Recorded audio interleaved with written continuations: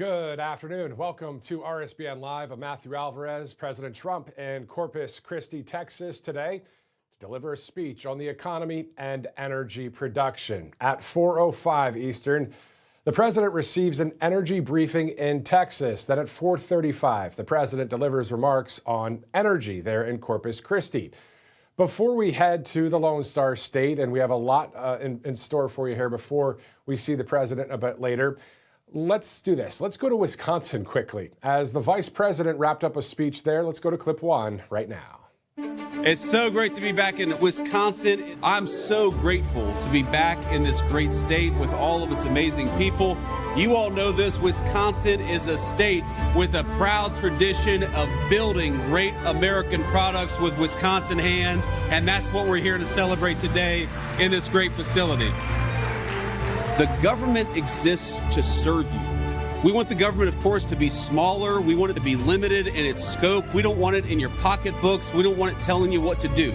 The idea that every single one of you should have a good job, a good life if you work hard and play by the rules.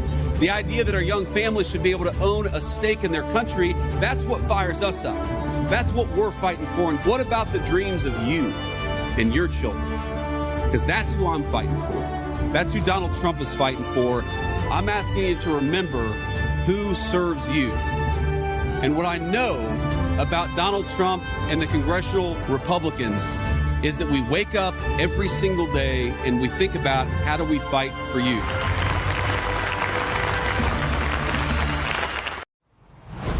All right, so that was from Wisconsin just yesterday. As you saw here on Right Side Broadcasting Network, we aired that entire speech live. Of course, we're going to do the same for President Trump today in Corpus Christi, Texas. Meantime, here are some of the top news headlines we're tracking in the 24/7 news cycle. We're monitoring any new developments as millions and millions of us out there, Americans, are hopeful to see the passage of the Save America Act, requiring voter ID and proof of citizenship in the upcoming midterm election. President Trump just recently posting about this as well on Truth Social, saying, stop calling it the SAVE Act. This is the Save America Act. So we'll see if that will happen when it comes to proof of citizenship, voter ID, when it comes to the midterm election coming up on November 3rd. We're also keeping an eye on the depositions from today. President Clinton was deposed before a House committee on his connection with Jeffrey Epstein. Representative James Comer saying the video from both Hillary and Bill's depositions will be released soon. Representative James Comer telling reporters after today's deposition that President Clinton said, quote, President Trump never said anything to me to make me think he was involved with Epstein, end quote. That quote from President Clinton. We'll actually play that clip a bit later in the broadcast.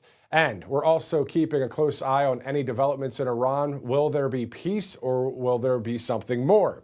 In a New York Post article citing the Washington Post, where the vice president spoke about dismissing speculation that a U.S. military strike against Iran would lead to a protracted war in the Middle East. The vice president telling the Washington Post, quote, the idea that we're going to be in the Middle Eastern war for years with no end in sight, there is no chance that will happen. I'll read that quote again for you from the vice president. The idea that we're going to be in the Middle Eastern war for years with no end in sight, there's no chance that will happen, end quote. That's from the vice president. All right, so we have some live interviews, some recorded interviews coming up, some videos from across the social media sphere, if you want to call it that, on X, on Truth Social, as we are continuing to monitor the 24/7 news cycle. Of course, we're going to go to Corpus Christi, Texas, where we'll hear from the 47th president, the commander-in-chief himself, President Donald Trump. And just a real quick reminisce real quick here. This is Studio A, of course. Nice new digs here with the backdrop and everything. But this is the studio that Robert McNeely and Christina Loren and myself were live on election night. I believe that was what, November 4th, 2024, November 3rd. I mean, all the dates are mixing together at this point. But that night, more than 5 million people. I think it was actually 6 for the inauguration. So 5 million people throughout all of our social media platforms watched that live coverage right here in this same studio. Great to be back in Studio A. Meantime, as you know, President Trump will be in Texas today to talk about the economy and energy. So Energy Secretary Chris Wright has a new video about that topic. Director, do we have clip one already? Let's go to it. I'm in Corpus Christi, Texas, and behind me is President Trump's energy dominance agenda. These giant tankers are bringing American natural gas via LNG, driving jobs and prosperity in the United States and security for our allies abroad. There's a buzz in the air here. President Trump will arrive here in Corpus Christi for a fantastic rally to celebrate the hard-working Americans in Corpus Christi that build the big steel, the heavy infrastructure that enables American energy dominance.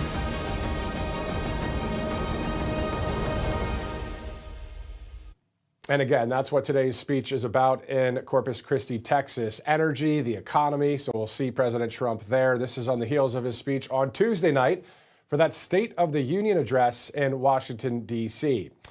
Now, we just saw the Secretary of Energy, Chris Wright. Now, on a much lighter note, apparently he likes Texas barbecue. Let's take a look at clip 3. In Texas, we got to find barbecue. Doesn't matter how late it is. We're going for barbecue. You're still open? You're not out of barbecue? No, sir, not yet. Brisket is still available? Yes, sir, for sure. We want to get some barbecue to go. Okay. You got briskets, you got links, ribs too? Yes, sir, we do got ribs also. Oh, that's going to be awesome. This looks fantastic. Thank you so much. I know a little bit about energy. All right. Well, we're for more energy, not less energy. Yeah. Yes, we are. Nice to meet you. Nice to meet you, Cameron. Thank you. Take care.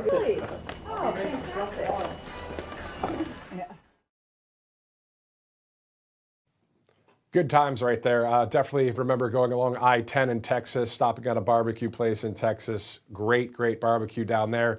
I know Missouri, Kansas City says they have great barbecue. Alabama, Georgia, Tennessee, it's all over the place. Good stuff. Who doesn't like some barbecue? Maybe you'll have some this weekend. Maybe you will too. Who knows?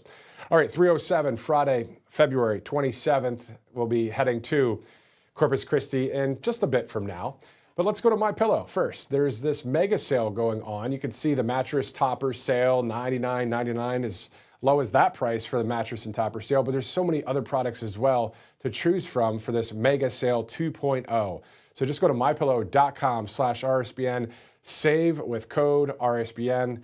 A great sponsor here at Right Side Broadcasting Network. All right, so, Mike Lindell. The first time I interviewed Mike on RSBN was at a Trump rally in, of all places, Texas.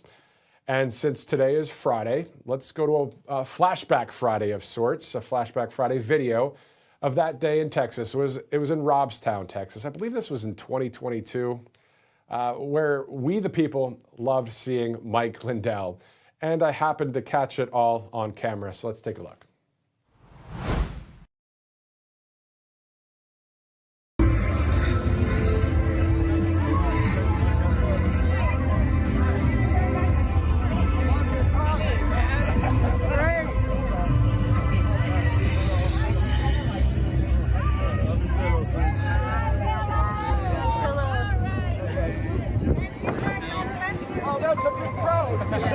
I got your birthday pillows and your shoes.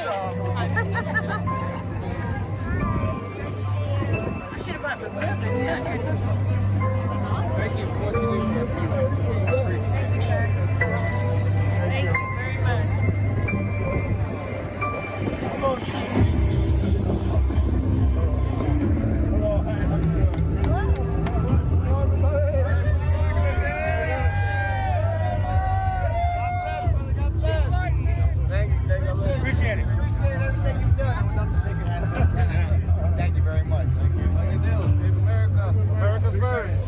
Get us back right.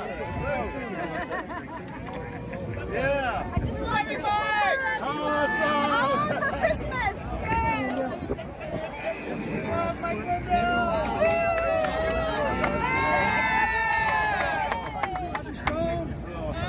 Mike, what's it like to see this amount of love out here? Well, they're looking for hope, I give the glory to the Lord. God bless you with a big platform, but it's everybody's platform. And it's just I have a bigger voice right now than everybody else, and it feels good to know that there's people that this inspires me to keep going, and everybody, more and more courage is contagious, and that's where we're at. Everybody, this isn't a time to save your courage for a rainy day because it's pouring outside. But honestly, what is it like to see all these people shaking your hands, loving you for being an American patriot? Yeah, it is pretty amazing. It's I just feel very blessed,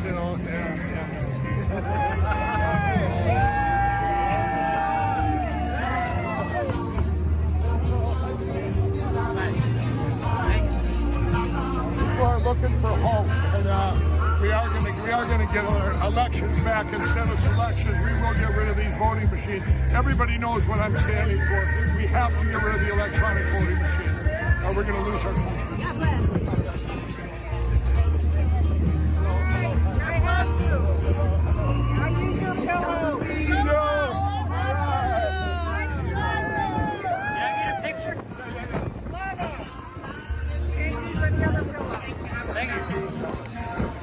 How you doing?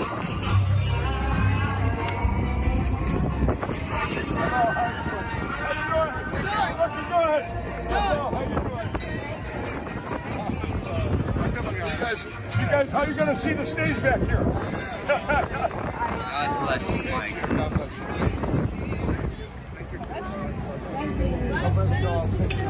And we sleep on your sheets, by the way. All right. Great to see that video. It's one of my favorite videos because it was we the people, and we all just had a good time there. And again, I was on the Media Riser after interviewing Mike for the first time ever with Right Side Broadcasting Network. And one of my favorite things to do, guys, is just to kind of walk down from the Media Riser, say hi, everybody, giving each other high fives, a fist bump, that kind of thing. Not because there's any star power stuff going on, but just being real. And that's what I like about Mike Lindell. And that's what I like about President Trump and others out there. When I saw Mike Lindell at one of the conferences back in the day, he doesn't walk with this big air about himself like he's the you-know-what. He's just like all of us. And that's the way I like to carry myself as well. If you see somebody walking with a little extra, like there's something special, it's kind of relax, bro, relax. We just want freedom in this country. Can we not work together and get it done? You know what I mean? Anyway, so that was from Robstown, Texas. Wasn't it awesome to see all the people there? And I didn't add music to that video. It was just what was happening there at the time. All the fun of those Trump rallies, man. How awesome were those? And, today in Corpus Christi, Texas, of course, President Trump back in Texas here as it's February 27th, 2026. Let's go to a few of our sponsors / if you'd like to donate to Right Side Broadcasting Network, just go to rsbnetwork.com/donate.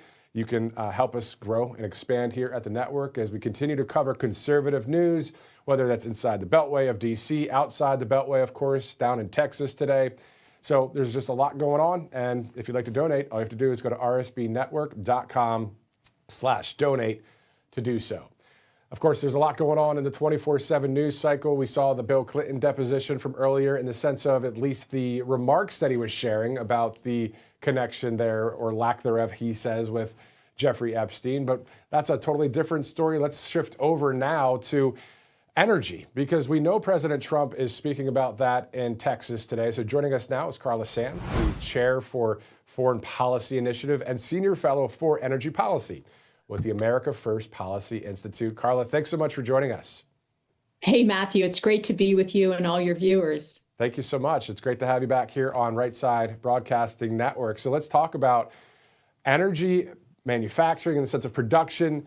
What is it like right now, 30,000-foot view for our country, and how are things going in the energy sector? Sure, it's a great question. So, Matthew, this is a great day for America. This is the golden age that we're entering, and it's because of President Trump's policies. We can see that we now are more energy rich than Russia and Saudi Arabia combined. That's unbelievable. No one ever thought that that would be where the United States was. When I was growing up, we actually talked about OPEC, and we were at the mercy of Saudi Arabia and Russia for energy. So this is a new day that he and our American technology has ushered in. There are a couple of things we can talk about. One is that Lee Zeldin, along with President Trump and Secretary Burgum, have rolled back the endangerment finding. This is something that happened in the early part of President Obama's term, where they literally said, the breath we breathe, everything that happens in the inputs of energy are harmful to the American people, and we're going to regulate them and tax them and try to put them out of business. And so because of this rolling back of the endangerment finding, it's going to save Americans, I think it's $1.3 or $1.4 trillion. So this is huge for us. But some people may be seeing the heating their homes going up a little bit. This is terrible. A lot of it has to do with the old Biden and Obama policies. Some of this stuff is still baked in, and it's going to take the deep shovels to get it out of the policy making, because they put in roadblocks and ways to force us into green energy. And there's still money flowing from the old Obama and Biden days, trying to bake that in so that we can never remove it. They were gleeful that we would always be stuck with green policies and transitioning, they said, to net zero, and we would all drive an EV. Well, we're not doing that. But this is a great day for America. But I'll decide. You tell me where you want me to go. We can talk about Europe prices, or we can talk about what President Trump is doing here in the U.S. Yeah, you were just talking about Biden a little bit, and President Trump on Truth Social posting, what would have happened if Kamala Harris had won? 81, or actually number one says millions more illegals crossing the border. Number Yes. 2, billions more in fraud. Number 3, more criminals would have been released. Number 4, limits on free speech. 5, gun restrictions. 6, trans propaganda in schools. 7, higher taxes on everything. Number 8, more DEI hires. Number 9, military recruitment would have plunged. Number 10, police would be defunded. And number 11, pack the Supreme Court. I mean, that's true, isn't it?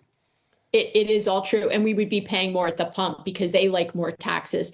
President Trump and his administration, because of how they passed last year, the One Big Beautiful Bill, actually, we have the biggest tax cut for the American people in the history of our entire country this year, 250 years. So we're beginning to see the benefits of that. People are going to get back a bigger check in their IRS refund check after they've paid their taxes. They're going to see no tax on tips, no tax on Social Security, and no tax on overtime, just to start. But then he has these Trump accounts for babies. If your baby's born in the next 4 years, they're going to seed it with $1,000. But even if your child's 5 or 6, you can still open that account and raise money in there tax-free until they're 18 years old, and just put in as much as you want every year. A lot of employers will also match your contributions. And there's billionaires around the country putting billions in to help American kids get this great start.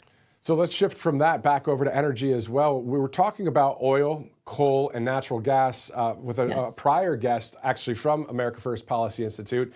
Your thoughts about those three energy capabilities there, oil, coal, and natural gas? I mean, America has it all, doesn't it? It does have it all. We are so blessed. We are never going to run out of hydrocarbons. We're never going to run out. It's amazing. And who knows what we do. The innovation of America is so terrific that we may do amazing things with it and be able to power our lives and our flights to Mars in whole new ways. But my home state of Pennsylvania on a cold day heats our homes with a third nuclear, a third coal, and a third natural gas. And that's a really great, strong baseload mix.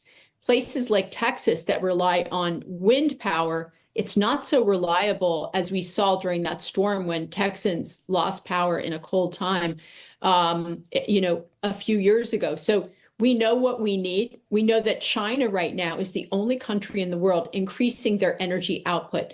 They actually are right now building 30 new coal-fired plants and 38 new nuclear plants. The U.S., we are under President Trump's great leadership. We're turning the tide and going to begin to build more nuclear plants. but it's taking a long time. And then it's very hard to even build a coal-fired plant today. And clean coal is another reliable way to power our country. And President Trump is absolutely an enthusiast for coal as well. If China's going to use it to help to power their nation, their economy, their homes, but also their AI revolution. Don't forget, we in the West have to win this.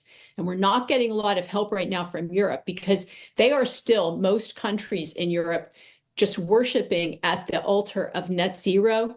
And last year in 2025, 24,000 German businesses closed. That's a record, and it's a terrible trend that they're doing that because their energy costs are so high. I was just in Poland and in France. And when I said to Poland, well, can't you bring those businesses and those chemical manufacturing companies that are closing in Germany and in Belgium because of high energy, can't you just bring them here to Poland where you have such a good economy and you're growing? And they were like, no, our energy costs are as high or higher as theirs. I was so disappointed. It's because of Brussels and their crazy regulations on these poor European countries at the mercy of unelected bureaucrats. So, President Trump and his administration is asking Europe, save your societies, save your culture, save your businesses by having good policies. And I say to them, you don't have to sound or talk like President Trump, but if you'll take his agenda and bring it to your nation, you're going to make your country great again. And if you're just joining us right now, this is Carla Sands with the America First Policy Institute. And Carla, I know you were the ambassador to Denmark under the first President Trump administration. Is there any update when it comes to Denmark, Greenland, that kind of thing? Well, I have a recent op-ed that I published in the Daily Caller, and in it I talk about how Norway has the world's largest sovereign wealth fund because Norway extracts energy from the seabed around their nation. And but Denmark got Greenland to sign that they would never tap into the energy around Greenland. They have twice to 3 times as many resources in energy as Norway with the world's largest sovereign wealth fund. So Greenland could be the world's richest country potentially if they would tap into their energy, but Denmark goes, UN, the Sustainable Development Goals, you don't want that dirty energy. And they signed a pledge that they wouldn't access it. Now, if President Trump is able to get control of Greenland, which he should do on behalf of America and our allies, because it's unsecure today, then I think he'll encourage them to change that law and be able to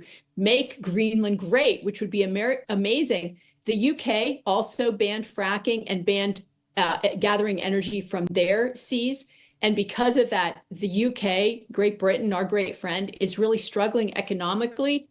And they're not going in a good direction because they also have the net zero agenda. So people do die from cold sometimes in London.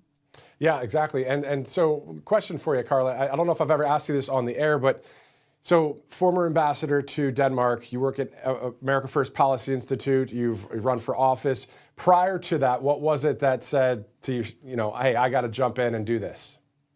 Well, it was more than 30 years ago, reading the trade deals that we were doing with China and seeing NAFTA. This is probably before you were born, but in 1994, when NAFTA came out and I read the deal, I was so upset because it was bad for our working people. And then to see the bad deals we were signing with China, where we would give them everything and our working people would get nothing. And to know that in my home state of Pennsylvania, those small towns and cities across the state and really across the whole region in the United States, they were hollowing out because those jobs and factories were going to Asia, largely to China eventually. And that's not good for the United States. And President Trump is really the first president in my lifetime to recognize the challenges and to say, no, we're going to be a great industrial power because you can't be a great nation if you don't make things. And he recognizes correctly that if you don't make steel and aluminum, if you don't make cars and hard things, big hard things, you're not going to be able to win a war. You're going to lose if you're a service economy. And so he's bringing back and reshoring the rare earth elements. He's bringing back and reshoring, making pharmaceutical precursors, which we have to have for our drugs. Let's never forget that China is still holding us hostage for rare earth elements. They're still withholding a lot of them that our defense industry absolutely needs to keep us safe. And also, they threatened us during the pandemic. If we don't like what you're doing, we're not going to send you those pharmaceutical precursors. So we have to make things to sustain our country. And President Trump, first in my lifetime, is reindustrializing the United States. And it's a thrilling thing, and it's a good time to be a young American because good jobs are here and they're coming. And then on top of that, we'll be seeing the president speaking about energy and the economy in Corpus Christi, Texas. Carla Sands with the America First Policy Institute. Thank you again for joining us on Right Side. Thanks for having me, Matthew. Definitely. All right, it is 3:25 Friday, February 27th. Thanks so much for sticking with us on this live stream event. We're going to go to Corpus Christi in just a bit. We have a few more videos to get to, some more interviews to get to as well. And she said earlier maybe something about maybe it was before I was born and used the year 1994. Well, let's just say I'm a bit older than that. Early 80s right here. Shout out to all of you that were born in the 1980s. All right, anyway.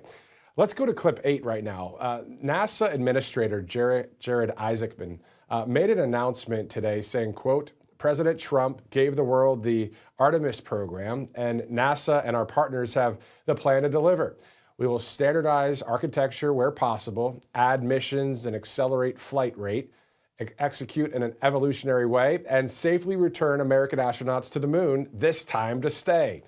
This is the NASA that once changed the world. This is the NASA that will do it again. And quote from Jared Isaacman, but here's that video, clip 8 right now. For 35 years, presidents have called for American astronauts to return to the moon. President Donald Trump took the first decisive step during his first term when he created the Artemis program. He recommitted to this endeavor when he signed America's space superiority policy, which not only calls for a return to the moon, but to build the lunar base and establish an enduring presence. This responsibility rightfully falls on the world's most accomplished space agency, NASA, to achieve. We have taken positive steps, but the moment for focus and urgency has arrived. In the weeks ahead, America will send the brave Artemis II astronauts further into space than ever before, around the moon, on a 10-day mission that will test the SLS rocket and Orion spacecraft before returning to Earth. As the plan stands today, the next mission you would see launch is Artemis III, which would attempt a crewed landing on the moon in 2028. Launching a lunar rocket every 3 years is not a strategy consistent with success. We are learning the same lessons because skills atrophy without repetition. In fact, across all NASA programs, from Mercury through Space Shuttle, this is by far the lowest launch cadence in the history of America's space program. The plan is not evolutionary in design, but instead reaches for a fully realized end state without building the foundation required to achieve it. In alignment with President Trump's national space policy, and making the absolute most of the resources provided under President Trump's Working Family Tax Cut Act, along with the funding and support of Congress, we are altering the plan and bringing extreme focus to this grand endeavor. I'm pleased to announce the following. We will standardize the remaining SLS rockets to a near Block 1 configuration. We will strengthen our workforce and rebuild our core competencies in ground systems and stacking operations, bringing down pad turnaround times, and accelerate our launch cadence from every 3 years to every 10 months. We will pull in Artemis III and launch in 2027 with the aim to rendezvous with one or both lunar lander providers in low Earth orbit, gaining confidence in lander and XEVA suit systems. We will then prepare for up to 2 lunar landing missions in 2028. In the 1960s, NASA achieved the near impossible in an evolutionary way. We flew Mercury, Gemini, and many Apollo missions before landing on the moon. While we have learned much since then, with enhanced capabilities supported by the best industry partners imaginable, we cannot always jump straight to the desired end state. We need less needless complexity, less distraction, more launches, more operational muscle memory, and extreme focus on the mission. We gladly accept the challenge of returning NASA astronauts to the moon after more than a half-century, and this time, to build a moon base to stay. This is the NASA that once changed the world. This is the NASA that will do it again. All right, so Jared Isaacman, the NASA administrator, with one of the latest videos about that Artemis project. So Artemis II, when they take off or launch out of Florida, that date is March, April. They haven't really given us a date yet, so we'll keep our eye on that project as it happens. Meantime, President Trump on the South Lawn of the White House earlier. We're getting that video uploaded to share with you about 9 minutes of a press gaggle, as they call it, where the reporters are asking the president some questions before he boards Marine One, went over to Joint Base Andrews, of course, and flying down to Texas for this speech in Corpus Christi. Before we continue on with a lot of different elements that we have for you here, and before we get down there to the Lone Star State, let's go through some of our great sponsors, shall we? How about All Family Pharmacy? Quick question for you. When was the last time you actually restocked your medicine cabinet? Because most people, of course, you wait until someone gets sick. Then people are scrambling, calling the doctor, waiting on appointments, hoping the pharmacy has what they need. Obviously, you can have what you need at home right now with All Family Pharmacy. So just go to allfamilypharmacy.com. You can stock up in advance on essentials like antibiotics, antivirals, ivermectin, mebendazole, NAD+, Tamiflu, and more. More than 300 prescription medications are available, everything reviewed and prescribed safely by their licensed doctors and shipped straight to your door. So you can be prepared before you need to be, which is always good. Go to allfamilypharmacy.com/RSBN. Use that RSBN 10 promo code and keep those essentials that you want inside the medicine cabinet. Let's go to Birch Gold Group as well. International disputes and inflation, rising national debt, digital currency. There's a never-ending list of reasons gold has risen more than 700% in the past 2 decades. And a never-ending list of reasons smart Americans are now diversifying a portion of their savings into precious metals with Birch Gold Group. So more than any other commodity on earth, gold thrives during uncertainty, which is why it's a crucial part of a balanced strategy. It gives you peace of mind given all of the events that could impact the U.S. economy. So all you have to do is text the word Trump to the number 989898 to receive your free info kit on gold. No obligation, just some useful information there for you. They have an A+ rating with the Better Business Bureau and tens of thousands of happy customers. So you can let Birch Gold help you diversify with gold so you too can have peace of mind regardless of the uncertainty. Text Trump to 989898. Again, that's Trump to 989898. Speaking of, times of maybe uncertainty, whatever's going on in life right now, whether it's personal, professional, whatever's going on, thank God for faith. Thank God for God. Thank God for the Bible. Thank God for Jesus, right? It's just good to be able to have something more than just what we see down here. And the Holy Spirit's awesome too, because he can be a part of us, which is awesome.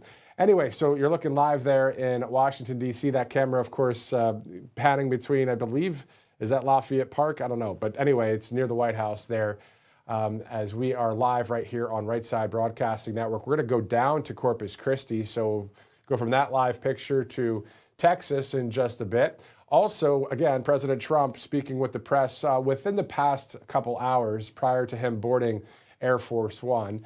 Speaking of Air Force One, the whole new digs, remember the whole new paint that's going to be on there in that Qatari jet? Well, the United States Air Force, a spokesperson says that by the end of the summer, they're expecting or anticipating that to be back into the fleet, or that to start out into the fleet. So that there will be the new Air Force One out there instead of the traditional one we've seen for several decades. And if you ever get a chance, go to Dayton, Ohio. It's the United States Air Force National Museum. They have an old Air Force One inside the hangars there, all sorts of awesome planes. When we traveled a lot over the campaign season, always fun to check out different museums, different patriotic areas, that kind of thing. And so I remember I was covering a Trump rally in Dayton, Ohio, very windy day. And just for fun, I might as well talk about it since it's Friday, Flashback Friday. The teleprompters with President Trump, he was standing out there. One of the teleprompters broke mid-speech, and he actually left the podium live on TV, live on our rally coverage with tens of thousands, if not hundreds of thousands watching, and had to fix the whole thing and saying, this thing's terrible. And anyway, I just remember that kind of thing. That was Dayton, Ohio, a couple of years back. All right, let's do this. Why don't we go to clip 9 here? Because the Energy Secretary, Chris Wright, who was just in Texas, released a new video. So let's take a look at that now. We filled up a lot of gas tanks today, and everyone likes lower gas prices. We want you to know the Trump administration's about driving your energy prices down. Can we help you with your gas today? Sure, thank you. And we're celebrating the fact that gasoline today is about $2 a gallon cheaper than it was in the middle of the Biden administration. Every gallon we put in, $2 savings from having done this 3 years ago. Yeah. Lower's better for me. So what do you prefer, 260 or 460? Well, 260. 260. Yeah. Delivering energy every day. That's what the Trump administration does. Lower the cost of energy, increase wages. There you go. How's high school so far? What grade do you teach? I do 1st through 4th grade. Thank you, Great to meet you. Yep, have a blessed day. Onward and upward with the agenda of lower prices, higher wages, President Trump's leadership. An indirect shout out to Buc-ee's. How many of you have been to a Buc-ee's out there? I didn't even know about Buc-ee's. I'm from the Northeast, right? My wife and I are from Pennsylvania. There's no Buc-ee's up there. There's Sheetz, there's Wawa, right? We know those. They're pretty good, but man, Buc-ee's is an experience. Anyway, there's one here in Alabama. There's a few. All right, let's do this. Let's go to the president's press gaggle. This is probably within the past couple hours where the president was on the way to Marine One to head to Joint Base Andrews to get on Air Force One to head down to Texas. Let's go to that 9-minute clip right now. How are the talks going with Iran? Are you happy with the progress? No, I'm not. I'm not happy with the fact that they're not willing to give us what we have to have. So I'm not thrilled with that. We'll see what happens. We're talking later. We'll have some additional talks today. But no, I'm not happy with the way they go. Concerned at all about President Bill Clinton being deposed and that sets precedent for you and your family? I don't like seeing him deposed, but, you know, they certainly went after me a lot more than that. I don't like seeing him. Look, I like him, and I don't like seeing him deposed. Saying they have the votes to subpoena Howard Lutnick. What is your reaction to that? Howard would go in and do whatever he has to say. He's a very innocent guy, doing a good job. Mr. President, you specially envoy Tom Barak now is in Iraq. What's your message to the Iraqi leadership? Well, I get along very well with the Iraqi leadership. Thank you. Governor Pritzker posted on social media that you're planning to steal the 2026 midterm elections. In fact, he says the plan is already underway. How do you respond to Governor Pritzker? Well, he's got to focus on crime in his state. The crime in his state's doing very badly. If we went and took care of it, we would do just like Washington, D.C. We have no crime. Memphis, it's down 82%.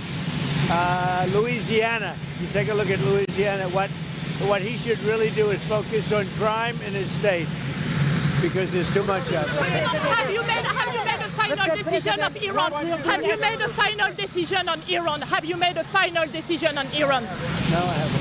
Do you believe that Iran is producing nuclear weapons? If negotiation break down with Iran? Well, we haven't made a final decision. We're not exactly happy with the way they negotiated. They cannot have nuclear weapons, and we're not thrilled with the way they're negotiating. So we'll see how it all works. What was that vote doing in Cuba, and do you believe the Cuban government? The Cuban government is talking with us, and they're in a big deal of trouble, as you know. They have no money, they have no anything right now. But they're talking with us, and maybe we'll have a friendly takeover of Cuba. We could very well end up having a friendly takeover of Cuba. Well, what about the vote, sir? The vote that was there? Many years. We've had a lot of years of dealing with Cuba. I've been hearing about Cuba since I'm a little boy, but they're in big trouble, and we could very well, something good, I think very positive for the people that were expelled or worse from Cuba that live here. You know, we have people living here that want to go back to Cuba, and they're very happy with what's going on. What about the last news of Epstein files, in particular Bill Clinton, Hillary Clinton? What about that? I don't know anything about the Epstein files. You know, I've been fully exonerated. Yeah, with the options that you've been briefed on for Iran, is there a risk that strikes could turn into a long, drawn-out conflict in the Middle East? I guess you could say there's always a risk. You know, when there's war, there's a risk in anything, both good and bad. We've had tremendous luck with myself, Soleimani, al-Baghdadi. Everything's worked out, and then we do the Midnight Hammer and so many others. Everything's worked out, and we want to keep it that way, but we're going to see. Look, it'd be wonderful if they'd negotiate really in good conscience, good faith and conscience, but they are not getting there. Is your goal, Mr. President? So far, Peter, they're not getting there. Has your team told you that if you use the military now, that there will be regime change right away? No, nobody's told me. No, I mean, nobody knows. There might be and there might not be. Mr. President, is it goal? It'd be nice if we could do it without, but sometimes you have to do it with. When you looked at look, we have the greatest military anywhere in the world. There's nothing close. I'd love not to use it, but sometimes you have to. Mr. President, to be clear, are we going to have a change in the regime in Cuba soon? Well, Cuba's doing very badly, failing. Cuba right now is, to put it mildly, a failing nation. And I've been hearing about Cuba. I said before, since I'm a little boy, I've been hearing about Cuba, and everybody wanted to change. And I can see that happening. Marco Rubio is dealing on it, and at a very high level. And, you know, they have no money, they have no oil, they have no food. And it's really right now a nation in deep trouble, and they want our help. Mr. President, in Iran, Mr. President. Do you talk about sanctions relief for Russia and expanding U.S.-Russia economic and trade ties as part of sanctions relief? I'd like to just see that war over with. I spoke with President Putin. Would like to see the war end. And I would like to see it end fast. Sir, are you 25,000 people died last month. It's crazy. To have that war is just absolutely, it's a shame. Sir, are you considering a national emergency? Are you considering a national emergency around the midterm elections? Who told you that? There's been reporting that there's an executive order, proposed executive order about this. Are you looking at that? Are you considering? I've never heard of it. I know that you said that the regime of Delcy Rodriguez is cooperating, but in that government there's still an individual, the Minister of Interior, Diosdado Cabello. He's still indicted by the U.S. government for narco-trafficking and narco-terrorism. Do you want to see him facing charges here in the United States? What we'll do is I'll take a look at it. Will there be implications for Cuba? Are you going to Corpus around President Putin, sir? We'll see what happens. We want to make a deal. We're going to make a deal. It's a question of when. We want to make, how are you? Hello, how are you? Hello. We want to make a deal with Russia. We want to make a deal with Ukraine. I think we're very close, but we'll see what happens. President, will there be an update on Cuba? Mr. President, thank you. Mr. President, what are you going to do about the violation of Rwanda? He violated the peace accord. We're looking at it this afternoon. That's exactly. Mr. President, Mr. President, are you planning to restore ties with Belarus? Are you planning to restore ties with Belarus? With Belarus in Europe? Yeah. What about Belarus? Yeah, I know it very well. Well, go ahead. Are you planning to restore a relationship with them? We have a good relationship, and the leader is somebody that I have a lot of respect for. With Belarus, we have a very good relationship. Do you have any conditions for them? I like the leader a lot. Do you have any conditions for them? What do you say? Mr. President. Less, not more. Mr. President, congratulations on the State of the Union, sir. Mortgage rates, 30-year mortgage rates hit below 6% the first time in 4 years. Mortgage rates are going down very rapidly. What is your message to young people like me who want to buy a home under you? Save a little money, wait a little longer, you're going to get a mortgage for a very low rate. Mr. President, is there a talk about with your... He's got a great job, too. What? Is there a... that was shot down in Texas. Hold on. Is Iran trying to string you along? Well, we're not happy with what's going on. They should make a deal. They'd be smart if they made a deal. No nuclear weapon. We want no nuclear weapons by Iran, and they're not saying those golden words. Mr. President, I'm filling in for Brian Glenn. What do you hope to achieve on this trip to Texas? Do you plan on making any endorsements while you're there? What we're having is tremendous luck with oil. We've got more oil than anybody, and the prices of gasoline are coming way down, and prices generally are coming way down. The pricing it's been amazing what we've been able to do in 1 year. Prices are way down, led by energy, led by oil. So this is sort of, it's Texas. It's a little bit of an oil meeting, I would say. Thank you. Thank you, Mr. President. Are you still considering an executive order on elections? No, I haven't heard about that. Mr. President. Thank you. Next weekend in Florida, are you receiving leaders from Latin America? What do you intend to discuss with them?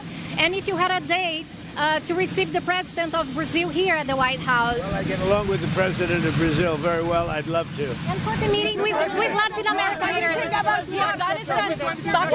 Pakistan has waged a war against Afghanistan. Have they asked you to intervene? Has anyone reached out to you on that? I would, but I get along with Pakistan, as you know, very well.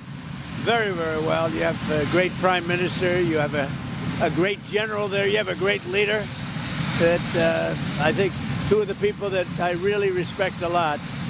And I think that Pakistan is doing terrifically well, yeah. Mr. President, why you are not happy about Nouri Maliki nominated to become a new Prime Minister of Iraq? We're going to see what happens with Iraq. We're going to see what happens. Thank you, Mr. President. It'll all work out well. And I like Iraq, and I like the people of Iraq a lot. Thank you very much. And we have an interview with someone from the America First Policy Institute coming up, all about Iran as well. We're also going to go to a clip of the president deplaning, if you want to call it that, Marine One, walking over to Air Force One in just a second. But let's go to Rumble Wallet first. You may have seen these conversations happening online lately. Censorship, unfortunately, is back, and it's happening everywhere. Platforms are controlling narratives and pushing the stuff they want us to see. So we need to fight back in this information area, the financial arena, and Rumble is one of the only companies that has stood the test of time and deserves our support. So on one side of the coin, Rumble is challenging big tech censorship, but now on the other side, they have introduced something that will give us protection from the big banks from shutting us off. Banks can, cancel our accounts or freeze our cards. So that's why Rumble has launched Rumble Wallet. It's a wallet that no one can cancel and a wallet that supporters can use to instantly tip creators like us and others without any middleman taking the cuts. So with Rumble Wallet, you control your money, not a bank, not a government, not a tech company, not even Rumble can touch it. And it's yours and only yours. Yours to protect your future and family. So you can buy and save digital assets like Bitcoin and Tether Gold in one place. And Tether Gold is real gold on the blockchain with ownership of physical gold bars. It's not only a wallet to just buy and save, it also allows you to support your favorite creators. Of course, there's plenty of them on Rumble, including us right here at Right Side Broadcasting Network. So you can support our show and other creators by clicking the tip button on the Rumble channel out there. Also, wallet.rumble.com is the website. You can download Rumble Wallet today, open an account, step away from the big banks for good. Wallet.rumble.com or search Rumble Wallet in the app stores. Of course, you see the two app stores right there on the bottom. I asked the other show or the other broadcast, iPhone versus Droid. Well, the debate has always been that, between those two. So, of course, I have an iPhone. I know a lot of you do too, but it is what it is. My father-in-law, a Droid. I'm trying to get him over to the iPhone side of things, but it is what it is. Anyway, let's move on to our next sponsor here on Right Side Broadcasting Network, All Family Pharmacy. Quick question for you. When was the last time you actually restocked your medicine cabinet? Most people wait until someone gets sick in order to do something like this. So, a lot of times you're scrambling, calling the doctor, waiting on appointments, hoping the pharmacy has what they need. So you should have what you need, of course, just at home. If you already know All Family Pharmacy, you know there's a better way. When you go to allfamilypharmacy.com, you can stock up in advance on essentials like antibiotics, antivirals, ivermectin, mebendazole, NAD+, Tamiflu, and more. More than 300 prescription medications are available, everything reviewed and prescribed safely by their licensed doctors, shipped straight to your door.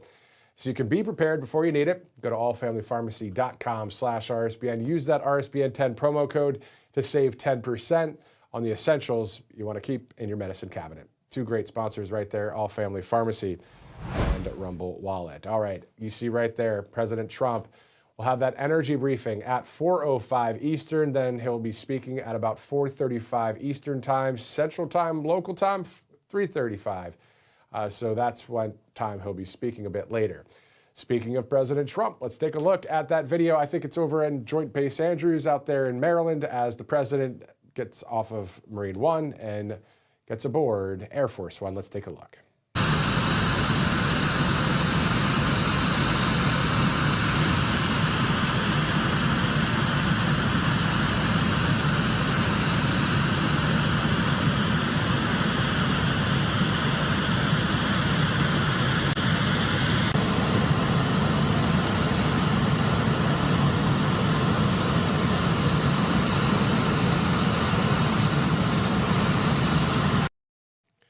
All right, so the president there, of course, boarding Air Force One. All right, so we have a lot of news that we're tracking here. Of course, we know that the Clintons are going through the depositions in New York, and we'll see those videos be released by the GOP sometime, all regarding the Epstein files and all of that, at least the depositions according to the Clintons.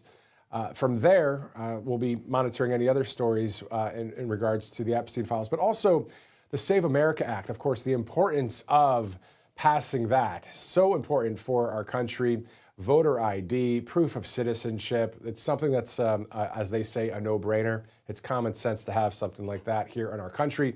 Many countries around the world, they have voter ID. We should too. Pretty simple stuff.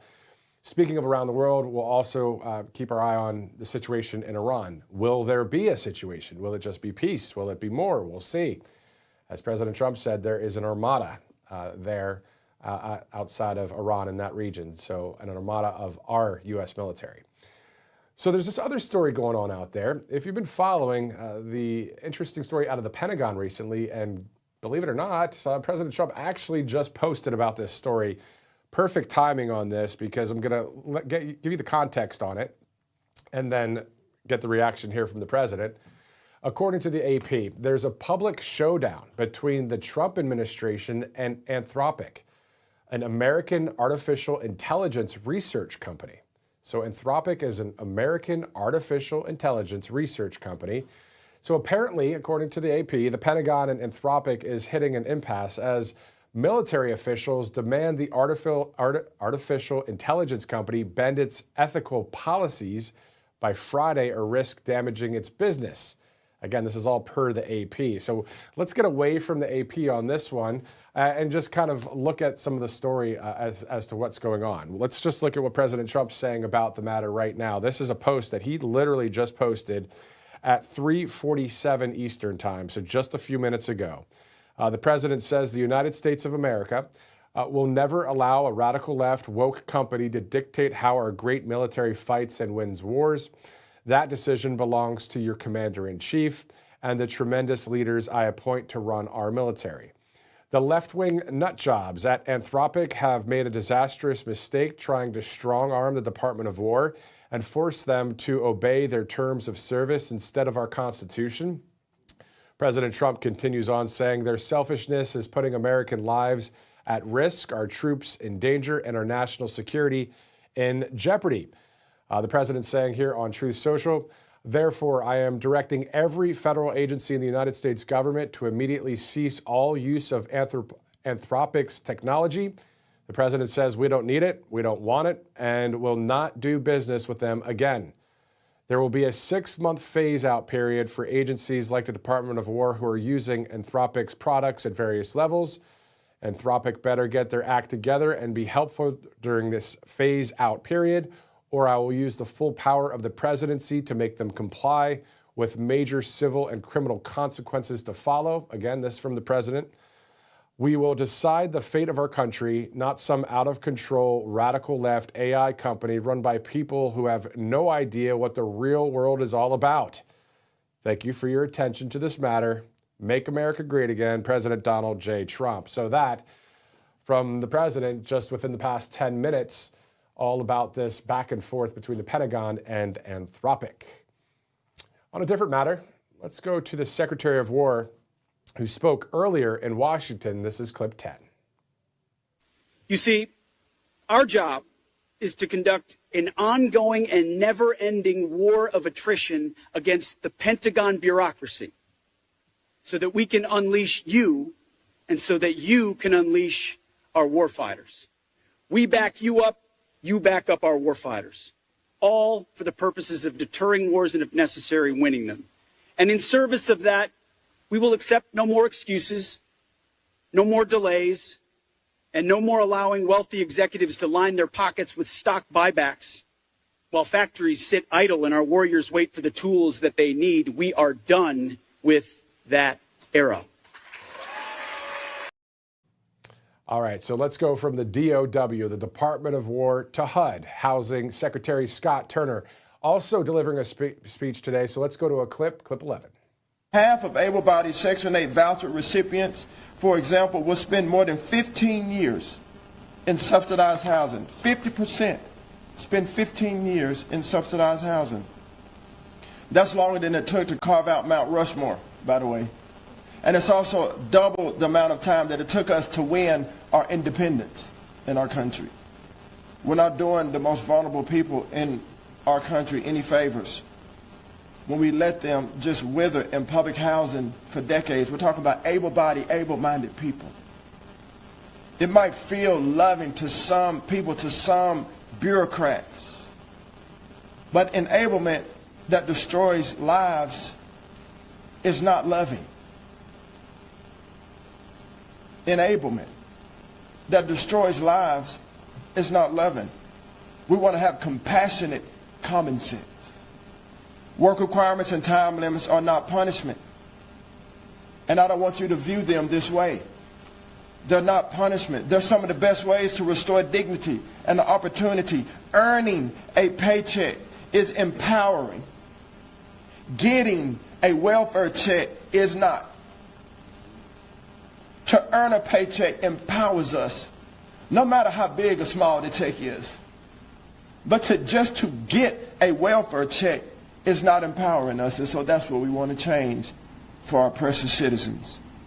We're estimating that this proposal could mean that Americans that we support could take home up to $51 million in increased income across our country. Let that sink in. But it's not just about the money.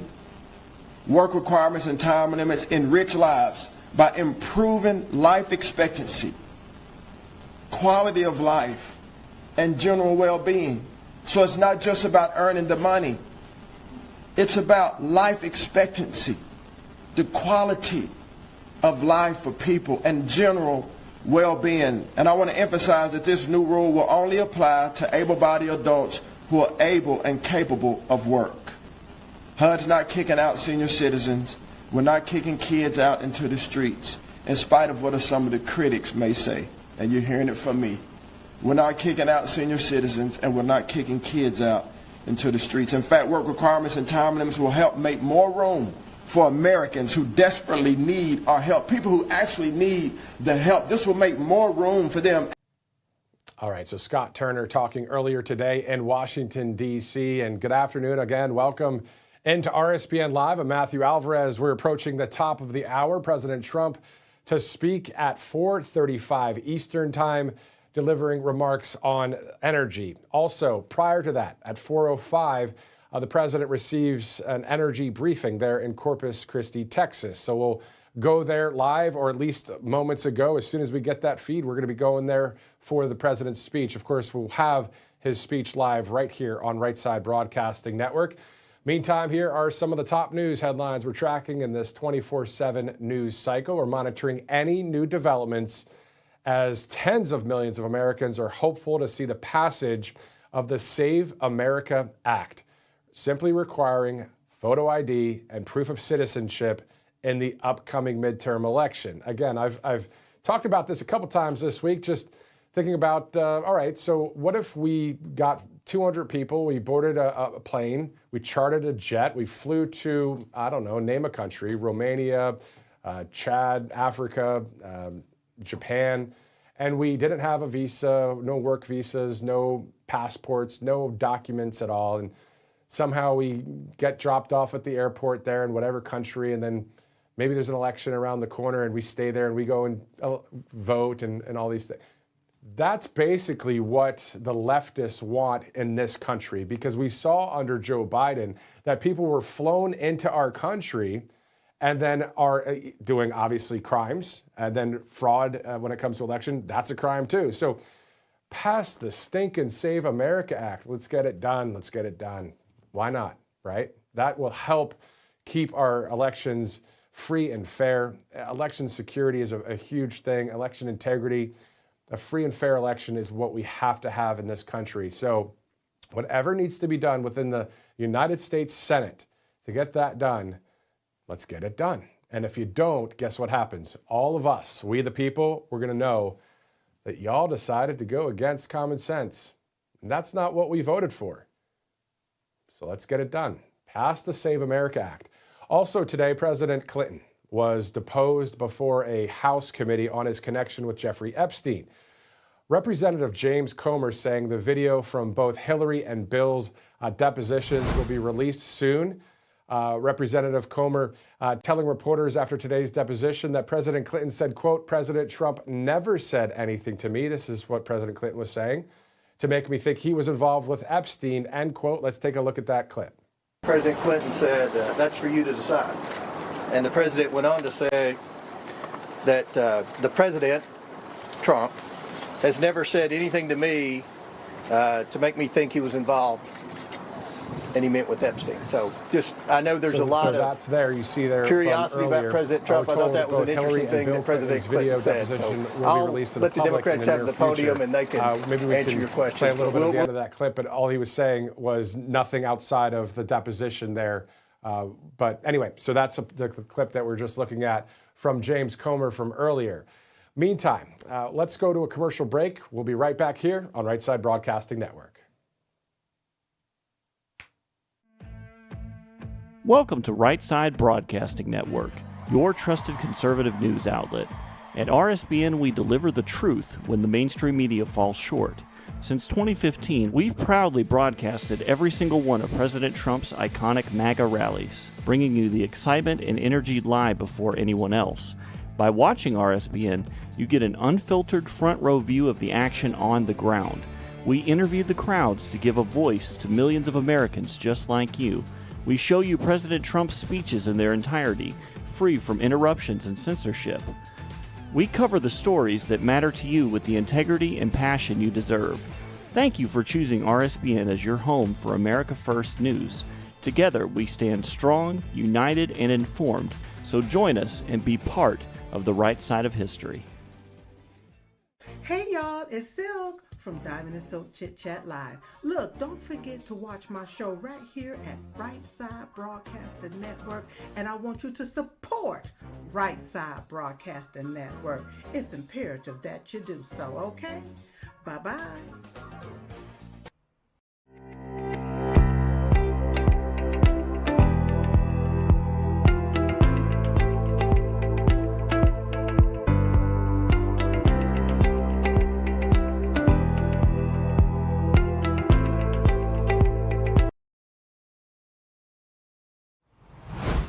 Welcome back to Right Side Broadcasting Network, getting ready to go to Corpus Christi, Texas. Have you ever been down to Texas? They've got some great things going on there, some great cities, some cool areas, good music.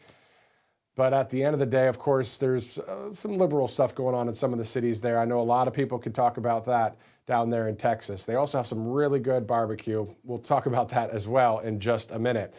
Why don't we do this? Let's go to clip 6 right now. Joining us is to preview the President Trump's speech today on energy is Ted Ellis. He's with the America First Policy Institute. Let's go to that interview from earlier today. First of all, thank you so much for joining us. I think it's the first time you've been on with us. So tell us just, first of all, what it's like to work at America First Policy Institute there in D.C. Hi, well, thank you so much for having me. Look, it is a pleasure to work with the Patriots at AFPI. The community here is really fantastic. I love getting up every single day to work on behalf of the American people, with people who are just as excited as I am to make America great again and to put the American people first. So can you talk to us about America and energy? We know President Trump will be in Corpus Christi a little bit later today talking about the economy, but also talking energy. So how do you see our country right now in energy production with the big three, oil, coal, and natural gas? Absolutely. So energy is a critically important part of the economy. It is the industry that powers every other industry. So with coal, oil, natural gas, we are at a resurgence. Honestly, President Trump has unleashed America's energy wealth. We have a natural energy abundance. Coal, we are stopping the bleeding. President Trump has made sure that the war on coal led by the previous administration has been ended. We are keeping coal plants from being retired prior to the end of their useful life. With regard to oil and natural gas, we are hitting all-time highs. In 2025, we hit a record level of crude oil production at an annual rate of 13.6 million barrels per day. This is higher than Saudi Arabia and Russia combined. This is real energy dominance, and this is translating into lower prices for the American people. We are seeing that from January 2025 to January 2026, prices are down on average across America about 10%, and that translates to almost $10 per tank when Americans are filling up. These are real savings, and this is happening not just once a year, but every week for Americans, sometimes once every couple of days. Really exciting stuff. And what we saw the other day at the White House with the beautiful clean coal event, right? It was a lot of coal miners there. We had an interview with a state representative out of West Virginia, Chris Rose, who is a fourth generation coal miner. I mean, these are awesome, hardworking, patriotic Americans. And what is it like for you to be able to, speak on their behalf indirectly and to really talk about just specifically coal and clean, beautiful coal? Well, I'll tell you what, it is an honor to be able to represent the interests of our coal miners, our coal communities. People don't realize all the time, but coal creates generational jobs in parts of the country where a generational job and a good paycheck might otherwise be hard to come by. So we're very proud of our beautiful clean coal here in America, and not just the jobs, but these coal miners and the coal plants that they provide fuel for. These are powering reliable energy across America to provide for the AI boom, to provide for the industrial renaissance that President Trump is shepherding in. He's talked about reshoring manufacturing to building new advanced manufacturing centers. Coal is a fantastic way to do that reliably and affordably. And as President Trump and EPA Administrator Zeldin are ensuring, that it does so with a low environmental impact. We can absolutely have beautiful, clean coal, and we can power America with it. That's awesome. And let's talk about oil now. I mean, we've heard President Trump on the campaign trail and also as president, drill, baby, drill. Can you talk to us about, is that something, it's land and sea that can be done here and is done here, right? Can you kind of give us the 411 on some of those details? Absolutely. So America, like I said, is blessed with tremendous mineral abundance. And part of that is our tremendous wealth in petroleum and oil and natural gas. President Trump, through the One Big Beautiful Bill Act, also referred to as the Working Families Tax Cut, has ensured that our lands can't be locked away like the previous administration tried to do. We're going to drill, baby, drill, and we're going to do so responsibly, both on American lands and waters. This is unleashing an amount of oil that has just been tremendous for the American people in terms of driving their gas prices down. It's also allowing us to export previously unreached levels of liquefied natural gas. And President Trump is in Corpus Christi today. Secretary of Energy Chris Wright was there yesterday to talk about this, to tell this American success story. We are at the same time providing low-cost natural gas for Americans to heat their homes, for our industry to power their plants, and for the AI and data center boom. And we are helping to secure our allies around the world by providing them low-cost, reliable, and effective liquefied natural gas to push back against hostile regimes such as Iran and Russia, which would seek to use their energy to make countries in Europe like Ukraine and elsewhere worse off. So then let's talk about something more personal, if you'd like, Ted. Tell us, as an American patriot working at America First Policy Institute, What was it, maybe a couple years ago or 10 years ago, whatever it was, what was it that said, I have to throw my hat in the ring. I have to do something for my country? Look, I've been in DC for 10 years, and I came here a bit by accident. And I was fortunate that I came here around the time that President Trump was just hitting the political scene and coming into his moment and bringing the America First movement to reality. In that moment, I knew that I had to get involved. And I've been so fortunate to get involved on the energy side, because while energy can be a little bit wonky, a little bit esoteric, it is the industry that underpins all of our industrial success. And President Trump's message beyond drill, baby, drill has been to make America amazing and powerful on the economic side. And energy is a critical part of that, from coal, oil, and natural gas, like we've talked about, and also in nuclear. We have the world's largest nuclear fleet, the most energetic nuclear fleet. And it's critically important that we both preserve that, as Secretary Wright has been doing, and also to make sure that we lead the world with the next generation of advanced nuclear. And I've got good news. According to Chris Wright, we are going to have advanced reactors going critical by July 4th of this year. That's how America leads the world, and that's how we bring energy innovation to the American people and to our partners abroad. If you're just joining us, this is Ted Ellis with the America First Policy Institute. And Ted, you just mentioned you've been in D.C. for a decade now, right? A decade. Okay. Yep. So what is it like now compared to 10 years ago, 5 years ago, when you have the National Guard out there, when you have more conservatives that are, obviously in office and that kind of thing? What's the overall feel? Can you compare it at all with us? Just the everyday life, but also within the political arena and all that. Well, let me start by comparing to a year ago. A year ago, Washington felt unsafe. It felt like there was crime, that it was dirty. A year ago, it was the end of the administration, the beginning of the President Trump administration. Now it feels clean and safe, and frankly, it's a relief. We're very glad to have the National Guard here to provide order and to help ensure that the streets are safe. 10 years ago, let me tell you what, it was a totally different time. Washington felt like the proverbial land of smoke-filled rooms and backroom deals. I think President Trump has really helped refocus Washington, D.C. on the interests of the American people, and not just cutting any deal that you can to make a quick buck, or to make sure that you retire from your seat in Congress and get that board position at the big defense contractor. I think he has really helped usher in a new generation of members of Congress and civil servants even, who are interested in putting the American people first and putting their careers second. And frankly, that's what the American people have been asking for decades. We're very grateful that that's now much more the case. And over the past 10 years, you think about all the wins under President Trump. Even when Biden was in office, it still felt like, didn't it feel like President Trump was still the president during Biden? Look, President Trump has always been my president. I think that's very much right. I think the American people, when they were looking for moral leadership, certainly, and a political way forward, I know that many people looked to President Trump. Even during the Biden years, I think he was consistent in drawing the contrast between the messages of the Biden administration, which were managed scarcity, which were America maybe. And President Trump said, no, we're not going to accept a managed decline. We're going to lead the world. We're going to continue doing that.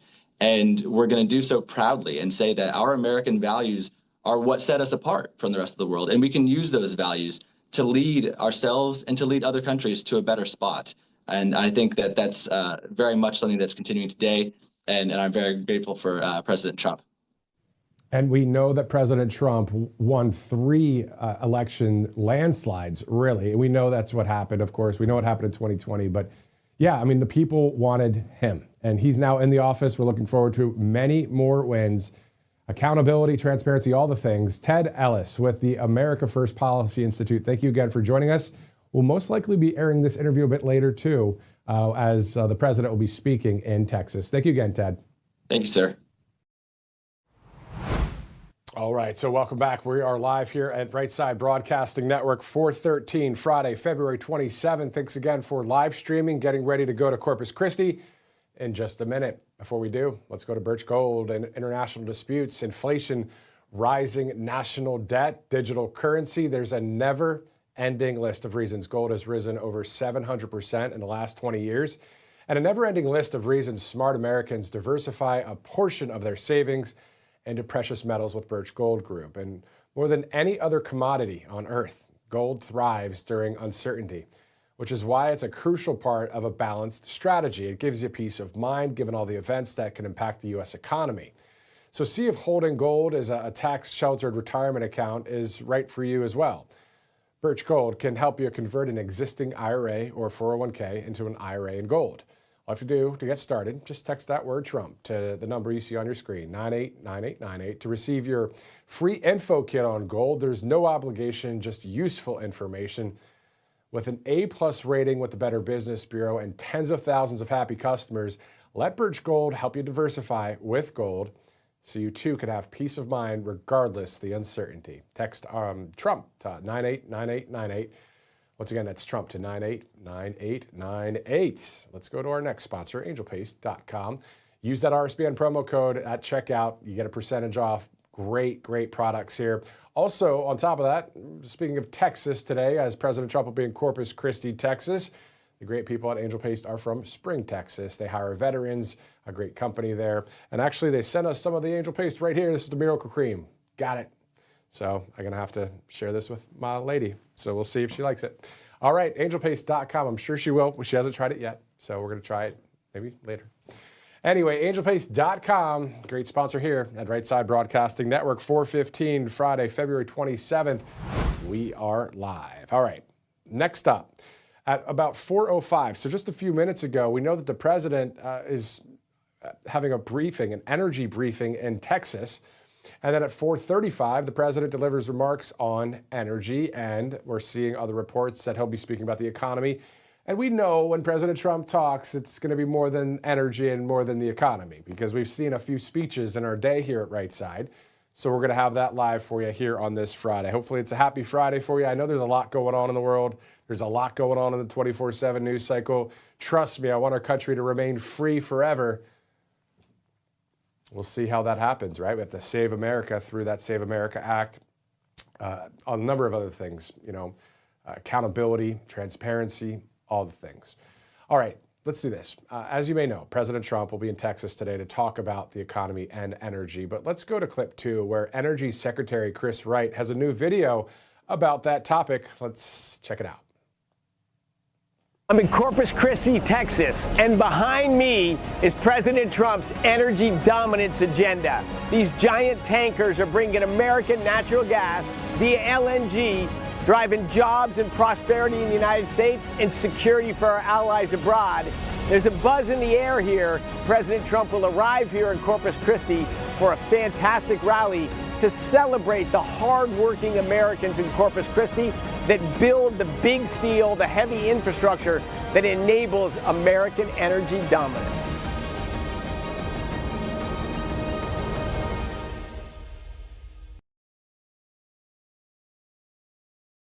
We filled up a lot of gas tanks today, and everyone likes lower gas prices.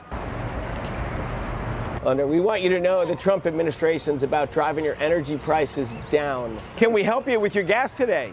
Sure, thank you. And we're celebrating the fact that gasoline today is about $2 a gallon cheaper than it was in the middle of the Biden administration. Every gallon we put in, $2 savings from having done this 3 years ago. Yeah. This lower's better for me. So what do you prefer? 260 or 460? Well, 260. 260. Yeah. Delivering energy every day. That's what the Trump administration does. Lower the cost of energy, increase wages. There you go. How's high school so far? What grade do you teach? I do 1st through 4th grade. Thank you, Great to meet you. Yep, have a blessed day. Onward and upward with the agenda of lower prices, higher wages, President Trump's leadership. So you could see the Secretary, Chris Wright, out there in Texas, and he had a little bit of extra time, too, on his way back to Washington, D.C. He stopped to see this restaurant, and apparently he likes Texas barbecue like many people do. So let's take a look at that quick video on a lighter note. In Texas, we got to find barbecue. Doesn't matter how late it is. We're going for barbecue. You're still open? You're not out of barbecue? No, sir, not yet. Brisket is still available? Yes, sir, for sure. We want to get some barbecue to go. Okay. You got briskets, you got links, ribs too? Yes, sir, we do got ribs also. Oh, that's going to be awesome.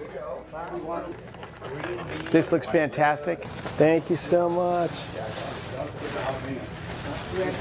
I know a little bit about energy. All right. Well, we're for more energy, not less energy. Yeah. Yes, we are. Nice to meet you. Nice to meet you, Kermit. Thank you. Take care.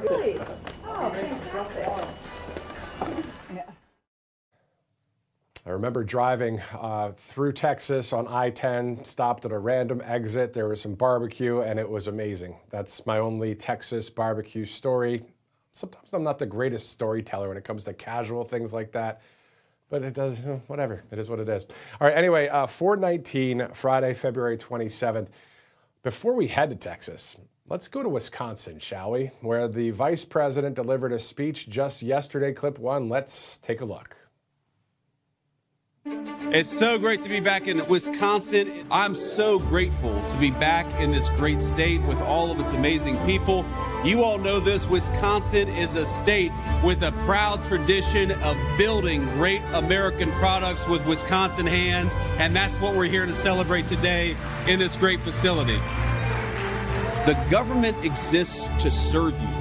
We want the government, of course, to be smaller. We want it to be limited in its scope. We don't want it in your pocketbooks. We don't want it telling you what to do. The idea that every single one of you should have a good job, a good life if you work hard and play by the rules. The idea that our young families should be able to own a stake in their country, that's what fires us up. That's what we're fighting for. And what about the dreams of you and your children? Because that's who I'm fighting for. That's who Donald Trump is fighting for. I'm asking you to remember who serves you. And what I know about Donald Trump and the congressional Republicans is that we wake up every single day and we think about how do we fight for you. All right, so we heard from the vice president there, and he was, when I heard that last part of congressional Republicans, I was just thinking about the fact that the GOP House Oversight Committee, they're going to be releasing those deposition videos from yesterday from Secretary Clinton and today President Clinton in regards to any connection with Jeffrey Epstein. Of course, there's DOJ photos of, photos that were released by the DOJ of Bill Clinton with Jeffrey Epstein, and several photos that we can get into another time. Of course, we've covered that story and many others here at the network. But outside of that, what I also know is that at 4:05, the president received his energy briefing in Texas, and then he'll have his remarks coming up on energy any minute from now. As soon as we see that live video, we'll take you there. In the meantime, we do have some video of the president's motorcade. Of course, the Beast on its way to that Corpus Christi event. It's in port of Corpus Christi. Nice blue skies down there in Texas. I have traveled in one of these motorcades before. They're going a lot slower than I remember. The one that I was in New Hampshire when President Trump was going to various campaign events and campaign rallies there, as I covered a number of them in New Hampshire, Iowa, a number of states all over the place. But they were going a bit quicker or faster than that that time. But anyway, quite the moment, to be honest, in my journalistic career to be in a presidential motorcade. That was kind of cool. We were in a press van about this vantage point. That's where you're getting this camera from.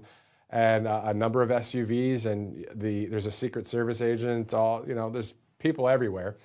But anyway, so let's do this. That's the video that we're seeing. We see President Trump on his way to Corpus Christi. Let's go to a couple of our sponsors in the meantime as we get ready to go to Texas. All Family Pharmacy, you have that information right there on your screen, allfamilypharmacy.com/RSBN. So the question is, when's the last time you actually restocked your medicine cabinet? Because a lot of people, they wait till the last second and then find themselves scrambling, calling the doctor, waiting on appointments, hoping the pharmacy has what they need.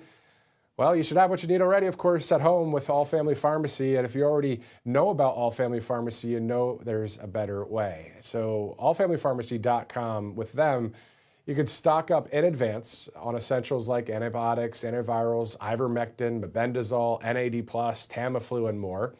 More than 300 prescription medications are available. Everything reviewed and prescribed safely by their licensed doctors and shipped straight to your door. So you can be prepared before you need it with allfamilypharmacy.com/RSBN. Get that RSBN 10 promo code on the way out as well for that 10% off. Let's go to Birch Gold Group as well. International disputes and also inflation, not always fun to deal with, of course. But as I get my script up here ready to go, rising national debt and digital currency, there's a never-ending list of reasons gold has risen over 700% in the last 20 years, and a never-ending list of reasons, smart Americans are diversifying a portion of their savings into precious metals with Birch Gold Group. We know that the price of gold has skyrocketed. It's past $5,000 at this point. More than any other commodity on earth, gold thrives during uncertainty, which is why it's a crucial part of a balanced strategy. It gives you peace of mind, given all the events that can impact the U.S. economy. So just text the word Trump to the number 989898 to receive your free info kit on gold, because Birch Gold can help you convert an existing IRA or 401k into an IRA in gold. Once again, they have an A+ rating with the Better Business Bureau and tens of thousands of happy customers. You can let Birch Gold help you diversify with gold. Start by going to text Trump to 989898 right there on your screen here on right side. We're approaching slowly the bottom of the hour, looking live at Washington, D.C. If you joined us earlier this week, it was a lot of clouds and fog and just cold look. I know it's winter time, but it's been a minute since the folks in D.C., Maryland, Virginia, and the Northeast have probably had a nice blue sky day. Glad that those of you that are in the Northeast watching right now, hello. My family and I, obviously, we're all from Pennsylvania. I've said that a few times on the network. And originally from New York in the sense of my parents, Manhattan and Brooklyn. I'm from Pennsylvania, so is my wife. So hello to anybody that's watching back home in the Northeast. But a shout out to everybody watching across the country and in some cases around the world. Pretty cool stuff as we zoom in to the White House there on 1600 Pennsylvania Avenue. Those of you in the East Coast time zone and the Pacific time zone, Mountain time, Central time zone, if you're watching in Alaska or maybe Hawaii, hello to you. Thanks so much for live streaming in. You can pass this link on to your friends and family. We're going to see President Trump speak in Corpus Christi, Texas. And of course, Right Side Broadcasting Network, we've been around since 2015. So we're going way past the 10-year mark coming up here. And it's great to see that, or at least somewhat past. But so many rallies, so many events. And if you remember back in the day, it was all about showing the crowd and hearing the full speech, because the mainstream media, they want to control what you see, what you hear. And Joe Seals said, not on my watch. And I've been with Right Side since September of 2022. I've seen a ton of rallies. Some of you watching right now may have been at some of those rallies, whether you waited outside in the cold and the hot and the beautiful weather, whatever the weather was. And then you'd see, the president speak and the chants of USA and just the personality of the president outside of the personality, all of the things that he did in the first administration, and then even going through all that lawfare. You remember all of that hate that the leftists have and had for President Trump is the same for we the people, the good-hearted Americans throughout this country, which, by the way, be encouraged, God is with us, and we are a majority. We are many more of us than people that are woke out there. And what I hope to see is people stop being so woke and they kind of wake up and they realize, oh, I was getting lied to and brainwashed by the media for so many years and these politicians and all that crap out there. I'd rather be free. That's what it is. When I say I love freedom, it's not just the United States Constitution, our constitutional rights. But a lot of people can be free in a country like America, but be locked and not free in their mind. And so being that open-minded free thinker, deciding what you want to do and not having someone always tell you this is what has to happen, just not being brainwashed. And so we're free of that here at Right Side and through conservative media, the true conservative networks that are out there, the great podcasters. A shout out to all of you that are citizen journalists as well. I don't care if you've got 3 followers or 3 million. It doesn't matter. What matters is you're doing something for the country, whether it's on social media, whether it's in podcasting, whether it's being a voice for all of us out there, the people. Because one thing I've kind of always shared with you guys is just because I'm in this studio, beautiful backdrop, decent suit, not bad, right? Very nice American flag pin, got my hair all done, all that, whatever. I'm part of you guys. This is we the people. This is truth, justice in the American way. This is all about God, family, and country. So when you see us here at Right Side Broadcasting Network, just remember that. Every time we're doing various stories, various things, we cover a lot here. And we're not afraid to go there and cover all of the stories that are out there. And if you want to fact check, you can, because we have plenty of clips out there. We've talked about all sorts of stories from Iran, obviously, what's going to happen there. The Save America Act. We've covered the Epstein files here. I mean, what else is there to do other than bring truth, bring context, bring common sense reporting, honest, fair journalism? Why not, right? You know, if someone was to put their thumb on you and push you down for a number of years and then their thumb was released from you, you're seeing that right here. I used to work in mainstream media. I dealt with that before. For me to say something like Jesus Christ of Nazareth is my savior and Donald Trump is my president, remember those hats that were out there over the years? If I would have said that in the mainstream media on a live set like this, that wouldn't have flown. So that thumb is off, and here we are. Let's rock and roll. Let's get this done for this country. Let's win, win, win. Let's save America. Get that Save America Act passed. Talk to your United States senators. Let's get this going because we have a country to save. It's not just drama. It's not just a line to say. Because you and I both know we do not want to wind up like other countries out there. We definitely don't want to look like China. We don't want to look like the United Kingdom, where they love to squash any of your free speech. And parts of California, we don't want to look like. I know there's some great patriots in that state. Parts of Minnesota, great patriots, but we know what we're up against. And so what we have to do is get the Save America Act passed. Let's have accountability for the wrongdoers. Let's have transparency, and let's keep kicking on. Let's keep going here. You know what I mean? Anyway, a little bit of a rant there. It is what it is. That's not that big of a rant. I think I just kind of, without a teleprompter sometimes, and you get kind of thinking about the amount of people that watch this network sometimes. And there are days that it's several thousand to several 100,000. There are days that it's been in the millions of people tuned in to watch our election night coverage. Millions of people watched our inauguration coverage. Millions of people watched, and I won't ever forget it, and I'll always talk about it as long as I'm doing any kind of media. Even if I'm not doing media, I'll always talk about it, whether it's between me and God, whether it's me on TV or whatever. Is September 21st, 2025 in Glendale, Arizona with the late, great Charlie Kirk Memorial. That memorial was so impactful to me, and I know to many of you out there. Remember what it was like when Charlie was taken from us. The pain, it was very painful. This wasn't just an emotion like, oh, no.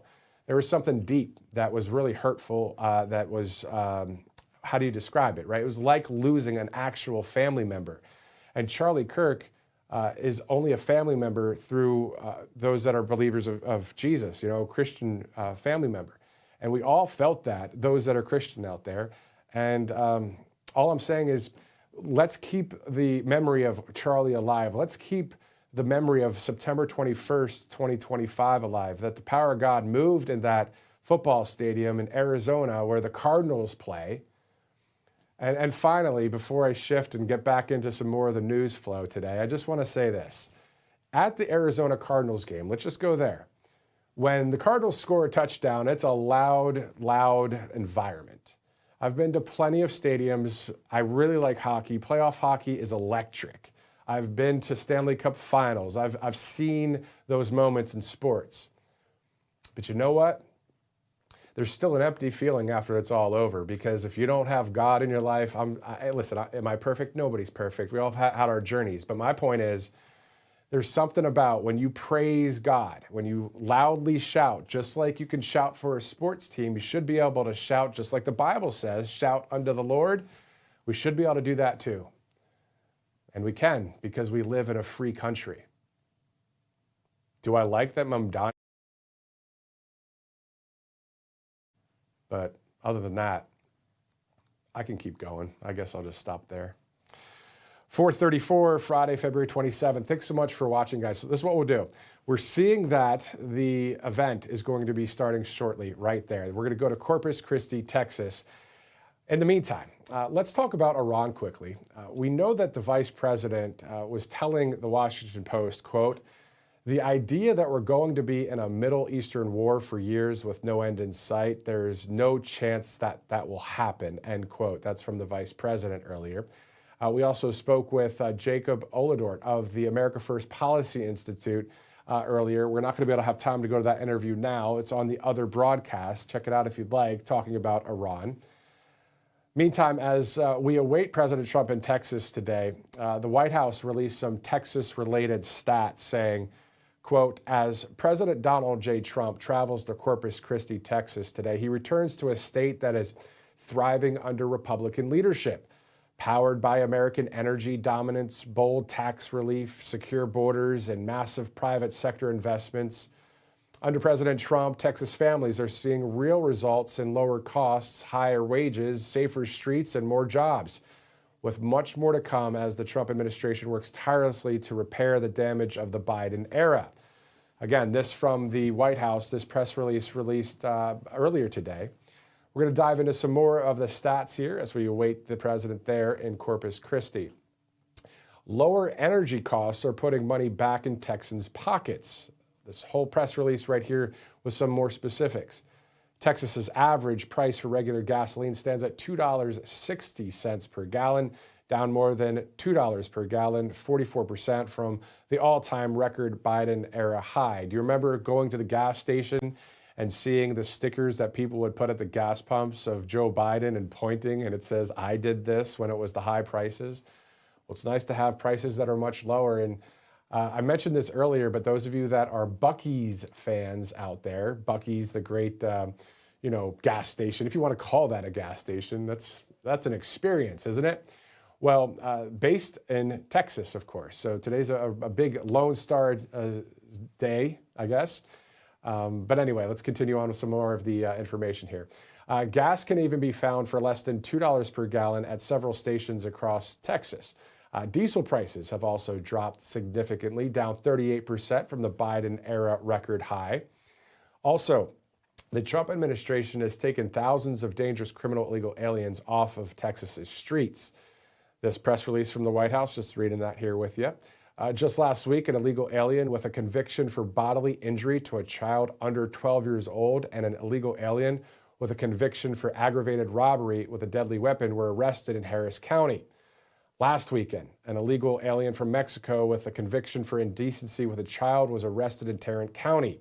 An illegal from Grenada with a conviction for indecent assault was arrested in Houston. If you remember here on Right Side, over the past several months, we've been showing all of the wall footage that as the military's down there, as Customs Border Protection's down there, those images juxtaposed to when Joe Biden's regime was happening and basically saying, "Come on in, the water's fine, come on in." Well, trying to reverse that policy is what's taking a minute, of course, with the mass deportations and that mass deportation operation. You know, there's 20 core promises to the American people from the RNC and from President Trump during the campaign season. Number one and number two, all about protecting the border in the sense of shutting down the border. Number two is the mass deportation operation. One of them is also about energy production, unleashing American energy.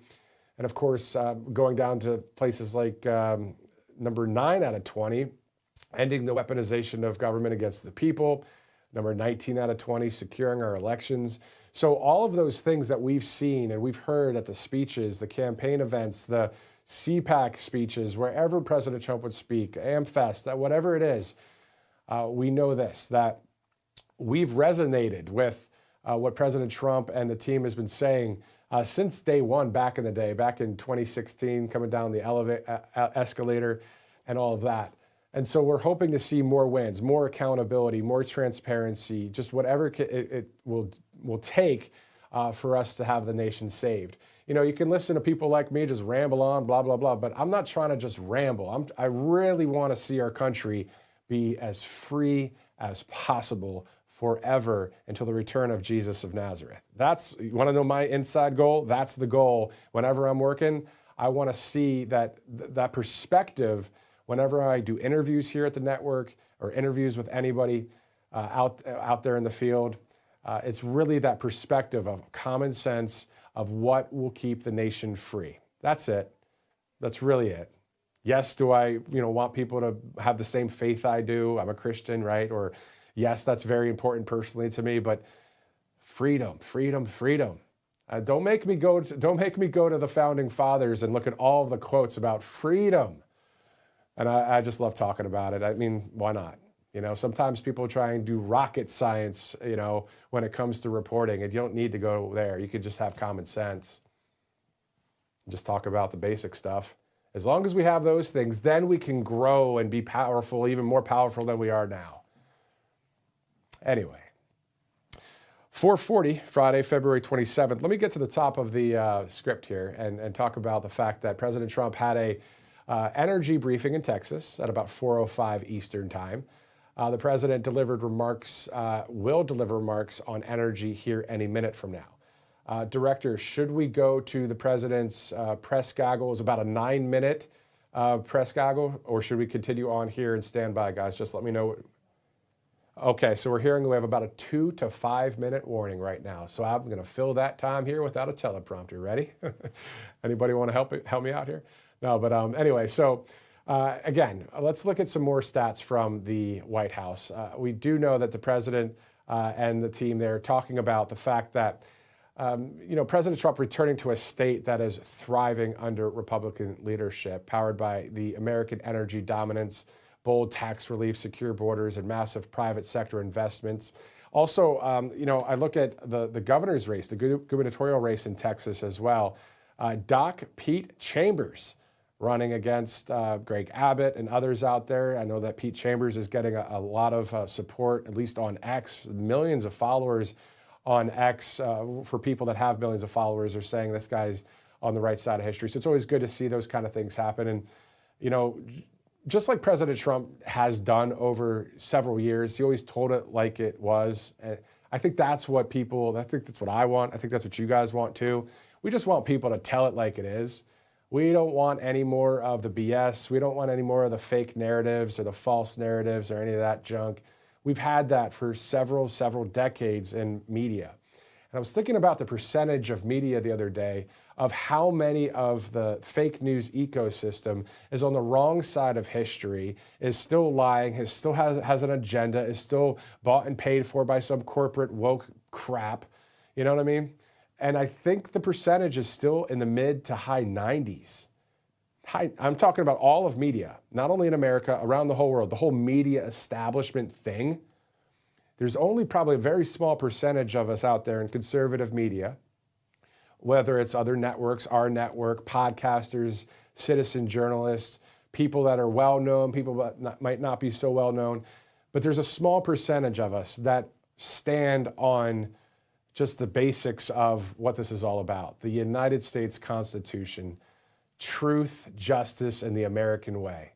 And that's what I think that most of you that are watching right now, you say you want that. And that's what I mean, if I was watching a news guy talk and blab, I'd want him to be telling truth, or at least something that I resonate with.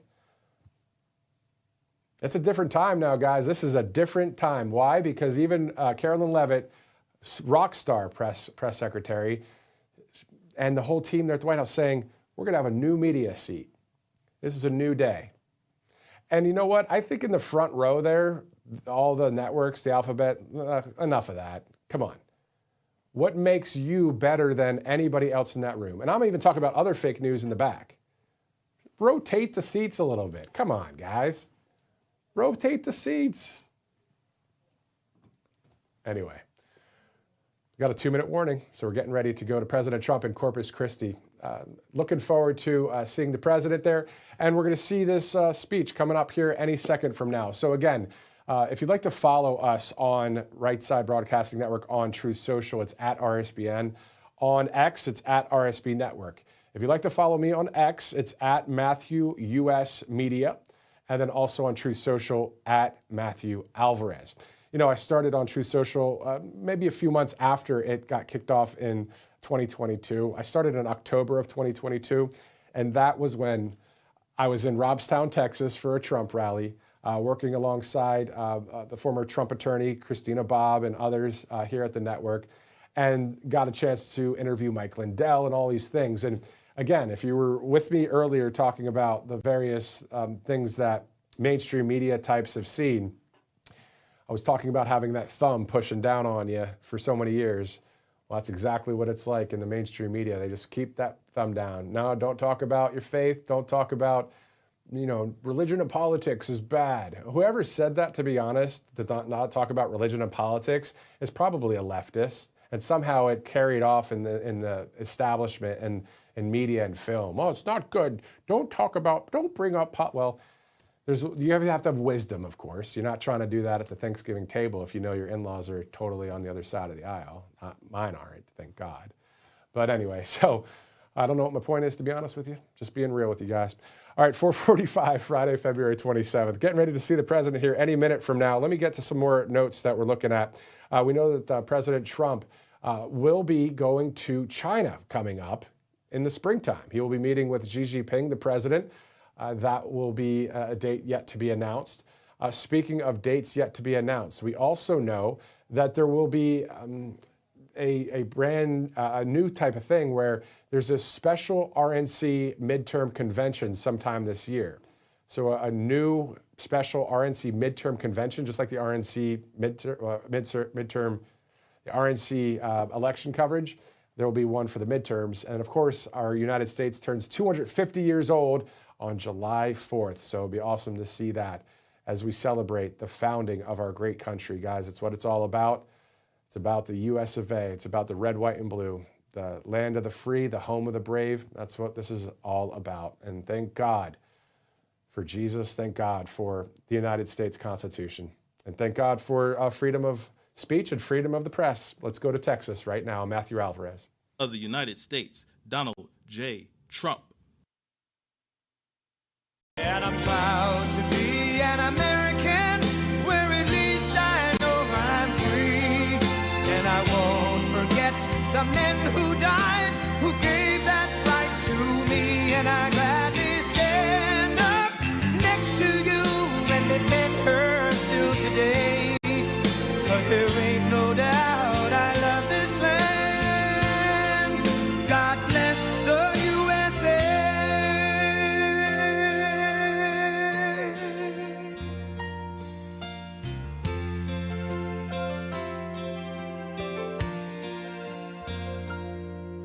From the lakes of Minnesota to the hills of Tennessee, across the plains of Texas, from sea to shining sea, from Detroit down to Houston and New York to LA, where there's pride in every American heart, and it's time we stand and say that I'm proud to be an American, where at least I know I'm free, and I won't forget the men who died, who gave that right to me. And I gladly stand up next to you and defend her still today. 'Cause there ain't no doubt I love this land. God bless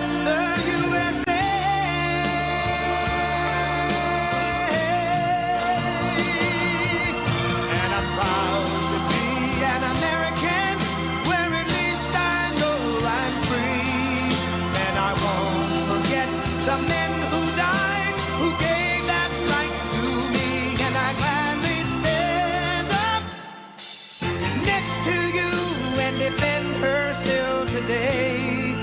'Cause there ain't no doubt I love this land. God bless the USA.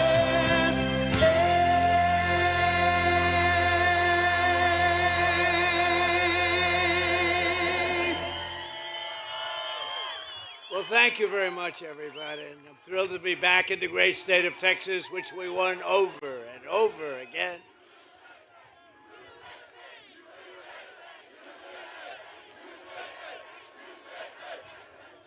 Thank you very much. The gleaming shores of the Gulf of America.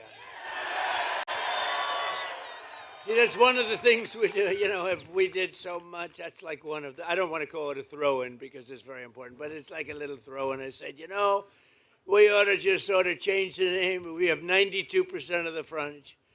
But they were there first. They've been here 100 years longer. Gulf of Mexico, 100 years longer. Now it's the Gulf of America because we have 92%. I wouldn't say Mexico was thrilled, but they were fine. And I'm delighted to be here at this national treasure, one of the largest energy export hubs anywhere in the world, The port of Corpus Christi, we had a lot to do with it. That bridge, we had so much. What a nice bridge. Ooh, I like that color. What a nice bridge. And we dredged nice and deeply. I guess they said 54 feet or something. It's about as deep as you can go. I think we could go a few feet deeper, and then you could, you want to go a little bit deeper? What the hell? What the hell? It's only money. With the men and women here today, we're unleashing America's potential, strengthening our security, increasing our prosperity. We have the most successful country anywhere in the world. A year and a half ago, we had a dead country. Our country was dead. You know it better than anybody. And cementing America's status as the #1 energy superpower by far anywhere on earth. And I want to thank Venezuela because our relationship is a very good one. We're a very, very good one. We're having a very good relationship. That ship is from Venezuela. For 4 long years before I took office, the Biden administration, Sleepy Joe Biden, one of the worst presidents in history, not one of the, I have to think the worst. How could you get, can you get worse? Somebody said, please don't be political today. Okay, but he's the worst president we've ever had. And its allies in Congress waged a radical left war on American oil and natural gas like you've never seen before. They were killing our country and killing your area right here.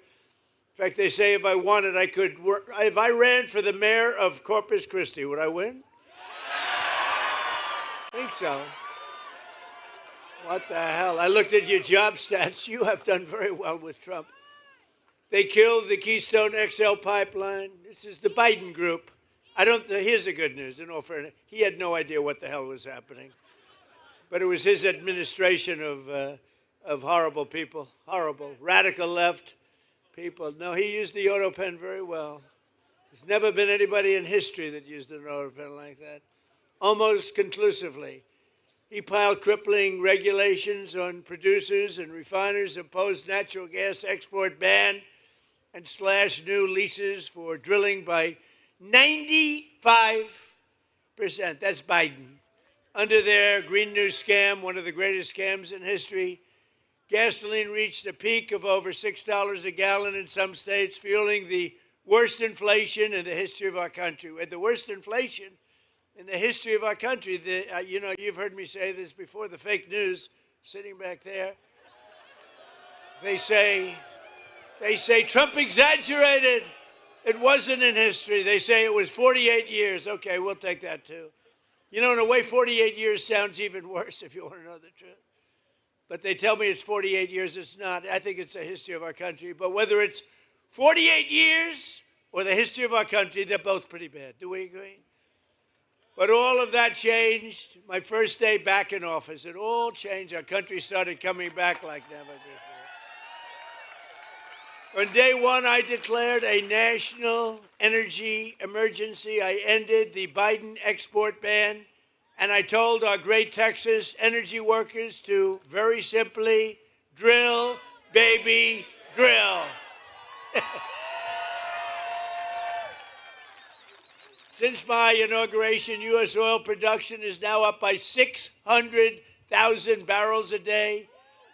Natural gas production is at an all-time record high by far. And today, right here in Corpus Christi, the price of gasoline is down to just less than, actually now, $2.30. I just left Iowa 2 weeks ago. $1.99, and then I passed another one, $1.85. It's happening. It's happening. So we're witnessing a historic American energy boom like we've never seen, and this port is right at the center of the action. So who lives here or this area? Who lives?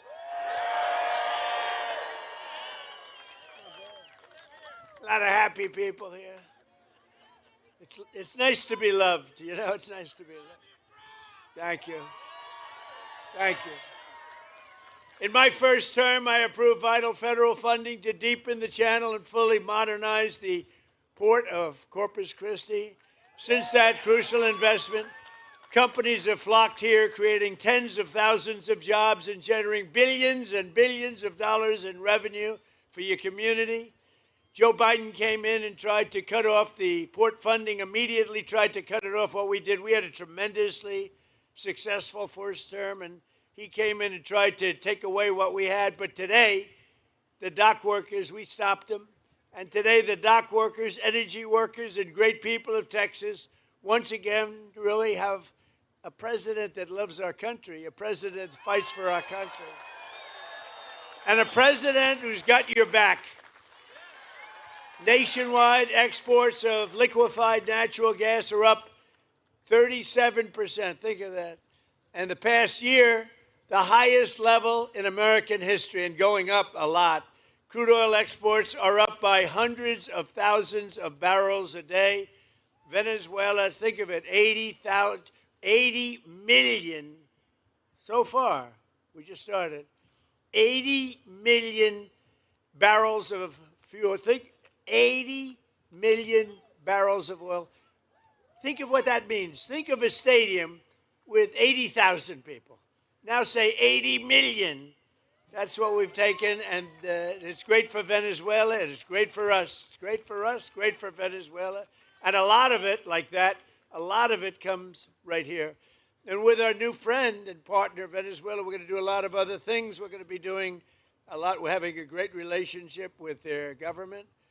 Has anybody ever witnessed anything so beautiful, so decisive, and so popular with the people of Venezuela? It was very popular. In fact, 360,000 barrels of Venezuelan crude are right now sitting in the tanker on my left.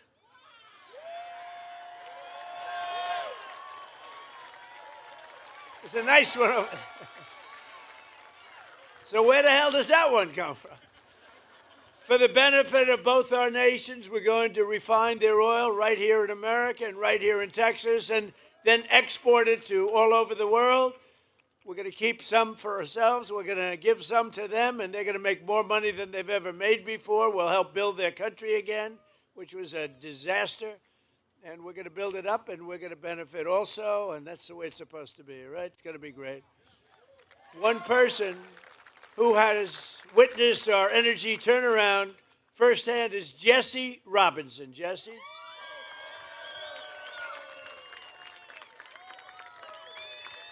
Come on up here, Jesse. He began his career at this port working on the front lines of railroad operations and has risen to become one of the port's key leaders. I can see that, by the way. You all know him, helping to drive the American energy surge. This is a surge like nobody's ever seen. Jesse, come on up and say a few words.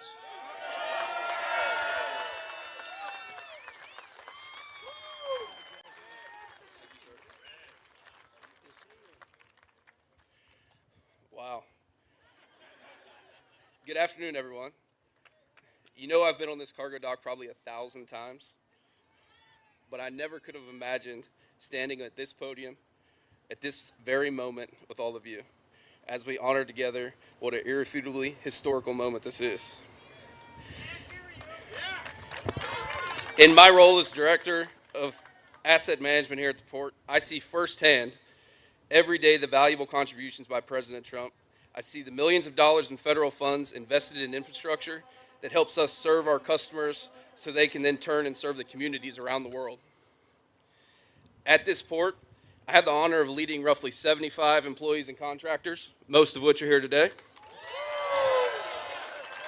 And I can tell you with utmost sincerity that every one of us takes great pride in our jobs, supporting this global gateway. We work hard and with humility. This waterway means something to us. It represents the economic opportunity for tens of thousands of families throughout this region. I want to thank my family for supporting my commitment to this port. I want to thank my team for their heart and grit. And I want to thank President Trump for recognizing their tenacity and value. Thank you.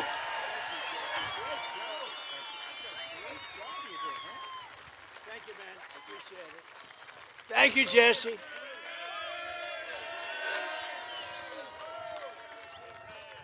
Thank you, Jesse. Great guy and great family and hard worker. All hard workers. I'm a hard worker. We're all hard workers.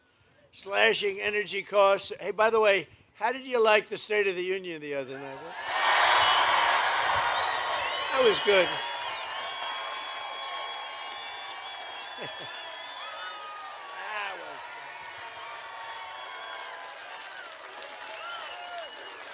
Thank you. Thank you. Thank you very much. That was fun. Did you see these people on my right, the way they just sat there? Some of them. How about Omar screaming like a lunatic? You looked at her bulging eyes. She's crazy. Get her the hell out of here. Omar and her friend, and her little friend sitting next to her. Slashing energy costs is among the most important actions we can take to bring down prices for American consumers, because when you cut the cost of energy, you just cut the cost of energy. Everything follows. Look, you're in an industry, a business, whatever you want to call it, a profession in many cases. Everything follows energy. Now, AI, they build these big plants. They say, how do you make your money? Information. Somehow I like oil better. I'm sorry. I think oil. If I had my choice, I have to stick with oil. In 12 months, we've driven core inflation down to the lowest level in more than 5 years. And in the last 3 months of 2025, it's been down to 1 point inflation, 1.7%. Nobody thought that. So we went from the highest inflation ever to low inflation. Everything took place. I've been here 1 year. Think of it, 1 year, a little bit more than 1 year now. Time flies, time flies. Maybe we do one more term. Should we do one more term? Do one more term. One more. Well, we're entitled to it because they cheated like hell in the second, right? So we would actually be entitled to it. But think of it, the price of eggs is down 60%, the cost of chicken, butter, fruit, hotels, automobiles, rent is lower today than it has been in years. And even beef is right now on the way down. It's coming down fast. Prices of almost everything is down. And we inherited a mess 1 year ago, a mess. And they came up with the word affordability, affordability. And I said, what are they talking about? They're the ones that caused it. They're cons, they're liars, not good. Other than that, we want to have unity. Let's have unity. To have unity, you need sane people on the other side. And when you watch them not stand up for a mother that just lost her daughter, or not stand up for a great, brave helicopter pilot that did so well and so amazing in Venezuela, or not stand up when I asked the question, stand up if you love our country, think of it, and you love great American patriots, but don't stand up if you don't, or if you love illegal alien criminals. And not one of them stood up. They got killed in that. At the end of the night, they were all standing up for anything because the word was, they are getting killed. Pastor, did you see they were passing notes all over the place? Stand up for anything, stand up. They were instructed, you know, they have terrible policy, terrible everything, but they do stay together, as bad as it is. But they were instructed, under no circumstances are you to applaud or stand up. So I say, stand up for a mother who lost her beautiful daughter. And they don't applaud. They sit there like, and eventually we just looked at him and said, you people are crazy. And they are. They're crazy. And we got to win the midterms. We brought this country back. We don't want to lose the midterm. We got to win the midterms. We got to get out. You got to get out, and we got to vote, and we'll keep it all going. Better even than it is now, as good as it is. Tuesday night, in my State of the Union address, I laid out the historic actions my administration is taking to put more money in the pockets of workers and families like those here today, the greatest people on earth. You built the country. And to ensure that we always keep America first. You know, they don't keep America first. They keep America last.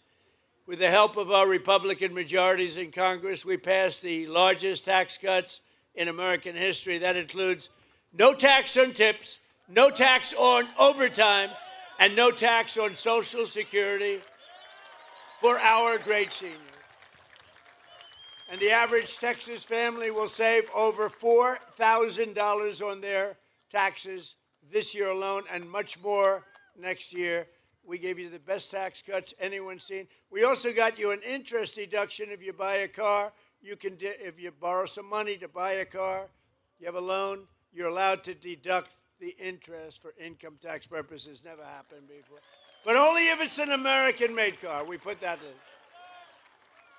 We have cut a record number of job-killing regulations, slashing 129 old regulations for every one new regulation that we approve. So if we put a regulation on, we slash 129 old regulations, which is far and above what anybody's been able to do. We terminated the insane electric vehicle mandate where you had to have a car, like all-electric car, within a couple of years. Yet it was not going to work. I mean, you don't mind driving 200 miles to get a charger, right? You ever see the signs? Charge, you're running out, you're running low, and they say, charging booth 112 miles to the right. These people are crazy, I'm telling you. But the mandate is over and the other radical attacks, and now you can go out and you can buy a gasoline-powered car, a hybrid, an electric car. You can buy whatever the hell you want.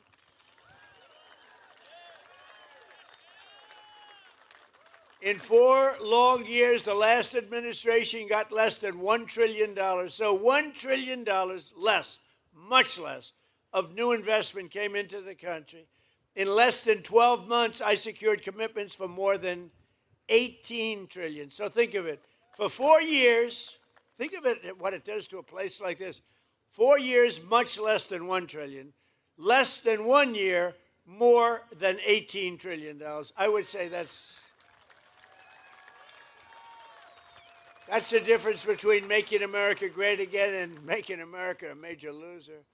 A short time ago, we were a dead country. We were totally a dead country. The King of Saudi Arabia said it to me. I was over. They invested $2 trillion in our country. I was over there with other great countries, but the King of Saudi Arabia said to me, President, 2 years ago, you were a dead country. Now you have the hottest country anywhere in the world. Can you imagine? The stock market has hit 53 all-time record highs since the election. Think of that in 1 year. Adding trillions of dollars in value, Americans' pensions and 401ks and retirement accounts, they're all through the roof. Who has a 401k? Wow. Is anybody unhappy with the job I'm doing? Your 401ks have doubled, right? Are they doubled? I have a policeman, I tell the story, same guy, I meet him, but this wonderful, tough policeman from New York. He's taking good care of us. And he said, sir, it's so good my married life has gotten so much better. Why? My wife thought I was a loser financially. I couldn't make any money because my 401k was dying for years. And now she thinks I'm the smartest financial genius ever. It's made my sex life good. It's made my life good. It's given me a tremendous boost in life, sir. This is a big, tough cop. He said, my wife treated me like a dog, and now she admires my financial genius, and I haven't done anything. My 401k has gone through the roof. So I said, thank you very much. But everybody's there, right? Everybody's up. Has anybody gone down with their 401k? Because if you do, you're a loser. Nobody. And then, you hear these radical lunatics say, the stock market doesn't matter. Well, it does matter because they have 401ks, they have investments, they buy stocks without 401ks. It matters a lot. Our stock market's going through. We beat 50,000 on the Dow. They said when I got elected, if I could beat 50,000 by the end of my 4th year, it would be a tremendous miracle. And we then hit 7,000 on the S&P. And that was even tougher. They said there's no way that can be done. I did them both by the end of my 1st year. Not my 4th year, my 1st year. Which means you also did them both. So, so everybody's happy. And to help ensure that all Americans share in the gains from the rising stock market, I announced on Tuesday night that any worker whose employer does not provide matching contributions to a retirement account, my administration will begin matching your retirement savings with up to $1,000 a year. Nobody ever thought that's possible. And we passed a bill, the great big beautiful bill that the Democrats are, they're always saying, oh, the great big beautiful, they don't know.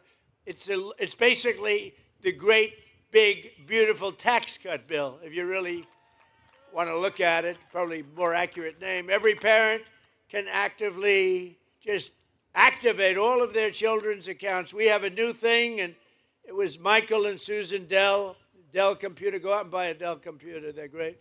Because he put up $6,250,000,000 in the Trump accounts, and it's for children. It's tax-free investment accounts for every American child, every single American child born rich. So millions and millions will be pre-funded courtesy of the U.S. Treasury, and private individuals like Michael and Susan Dell who have donated think of it, $6 billion. He put up $6,250,000,000, and now he wants to put up more to fund what's called the Trump accounts for 25 million American children, and that number is growing rapidly all the time. So these children, they reach 18 or 19 or 20, they could have over 100,000. They could have much more than that. Think of it. They'll be like rich. They started with nothing and a small amount of seed money, and by the time they're 18 years old, they could have well over $100,000. And to make this investment in our children's future, go to trumpaccounts.gov. It is amazing. It's going through the roof. One American who is benefiting tremendously from our tax cuts is Kevin Rhodes from Andrews, Texas. Kevin is a Marine Corps veteran who has spent 20 years in the oil and gas industry. Great guy, just met him. He works as a wells tech in Permian Basin, where he averages 15 hours a week in overtime. Now, there's no tax on overtime anymore, Kevin. As a result, Kevin and his wife, Marcy, will take home more than $7,000 extra this year, thanks to no tax on overtime, with money that they are going to take. The two boys are on a road trip to Yellowstone National Park. Nice place. Well, you can save the money, or you could buy a house or do whatever the hell you want with it, right? But you know what? I'd like to have Kevin and Marcy come up. They're so happy. No tax, in this case, overtime. But think of it. No tax on tips, no tax on overtime, no tax on Social Security for the seniors. So who the hell else could have gotten that? Come on up, Kevin.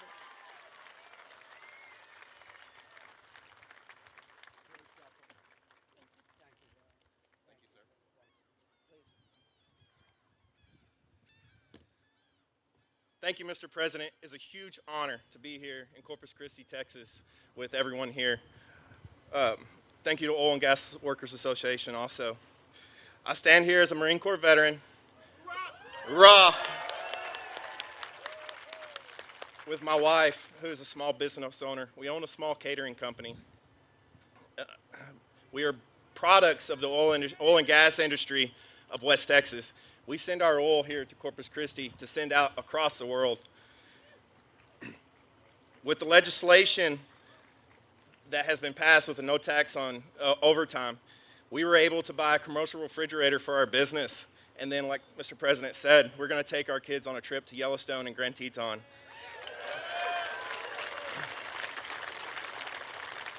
We are just Americans, two parents trying to give the best life to their children. Opportunities for both of our sons, one who is in automation fixing to go into the oil and gas industry. We have big dreams and are excited for the future of this nation and our family. We are grateful that God has given us a president like Mr. Trump that allows us to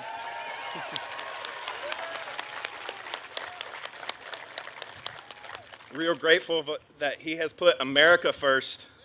So God bless you, Mr. President, and God bless this nation. Thank you, Ken. Thank you very much, President. Good luck with everything. You have a good life, okay? Yes, sir. Thank you. That's great. Thank you very much, both. So we're also grateful to be joined by a man who's, they say, the most talented man in the oil industry. Doug Burgum, who, as you know, is a great gentleman. He was former governor of North Dakota. I wanted to put him at energy. He said, sir, I'm really good at energy, but there's one man that's better, and his name is Chris Wright. So I made Chris Wright the Secretary of Energy, and he has really proven to be fantastic, wherever you are, Chris. Where is Chris? Thank you. And he's got a beautiful hat. Beautiful. I love the hat. Gulf of America. I love that hat.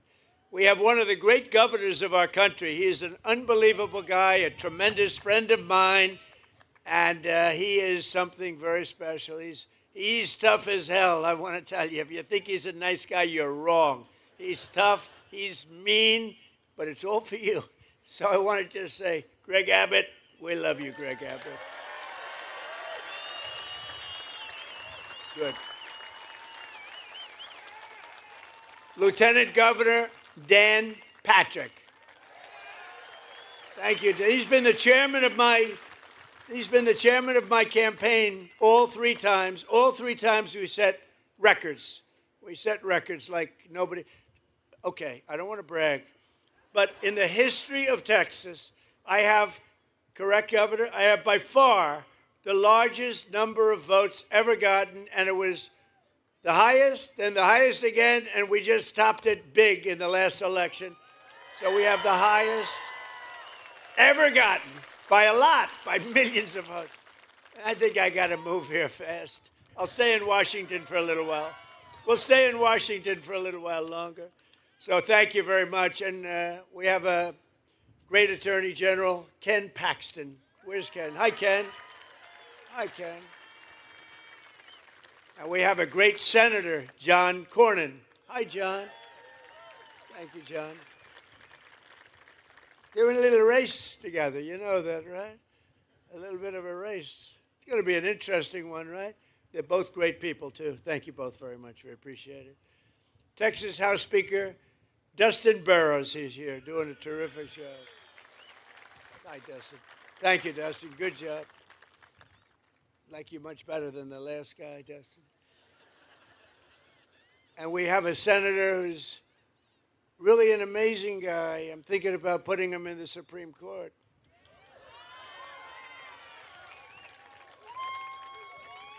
No, I'm thinking, because it's very hard, you know, getting these nominations through is very tough. And he's the only guy I know. He'll get 100% of the Democrat vote, 100% of the Republican vote. They want to get him out of there. He is such a pain in the ass, but he's so good and so talented. Ted Cruz.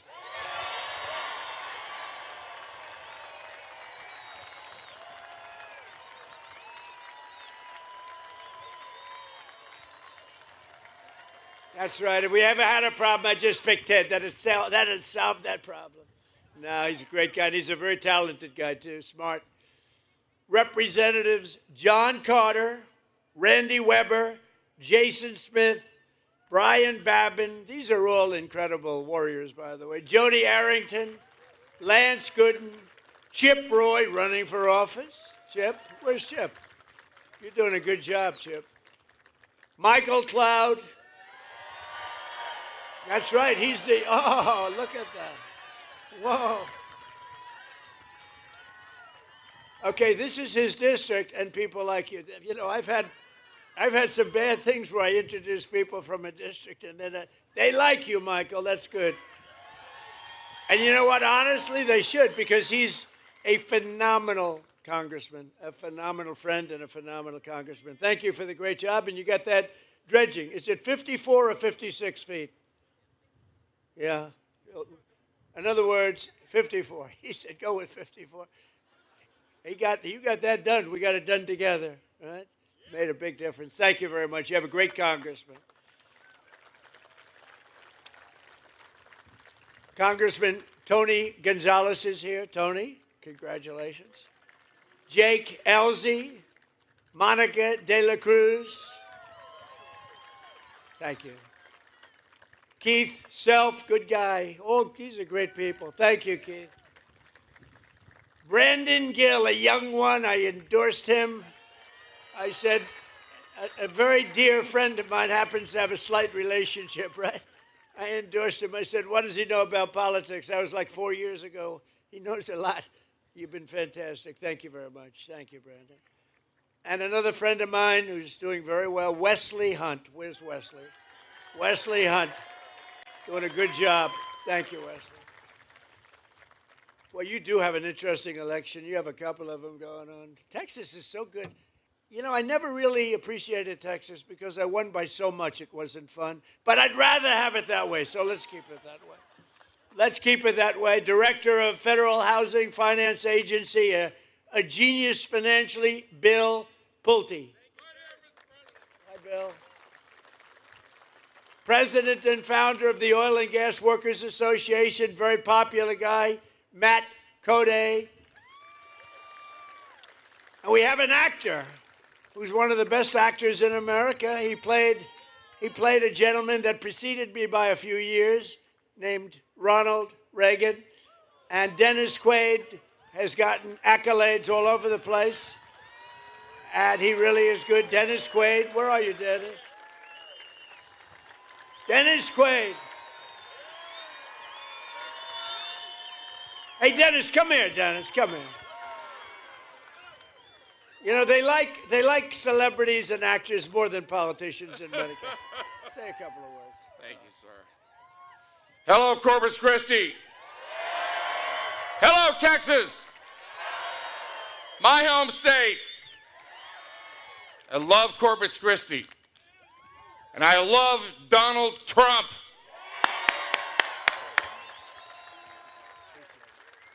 Thank you, Dennis. Did a great job. Thank you, Dennis. Got a new movie coming out, by the way. Thanks as well to several great Texas patriots. Jessica Steinman, who's doing unbelievably well. Where's Jessica? You're around here someplace. Thank you, Jessica. Alex Mailer. Alex, thank you. Thank you, Alex. Chris Gabber. Thank you, Chris. Mark Teixeira. Yake, are you the great Mark? He could throw that ball. We need you. We need you desperately. And I hear you doing very well. I endorsed all of these people, by the way. And I hear you doing very well. I'll tell you what, that's the end of the Democrats' chances of winning the game. When you have a top major league player in your team, they're in deep trouble. That's good. We're rooting for you big. I'm a big fan, too. What a great baseball player you were. Thank you very much. Thanks, Mark. Jace Yarbrough. Jace, thank you very much, Jace. Good job. They're all leading. John Bonk. They're all leading in the polls, every one of them. And I want to call up 3 people that are running, and we don't even have the polls yet, but they're, I think, doing well. When we endorse people, I take it seriously, but these people we endorse, and just run on up here real fast. Carlos De La Cruz, Webb County Judge Tano Tijerina. Tijerina, come on up. And former Assistant Attorney Eric Flores are all running, and I think they're doing great. Say a couple of words.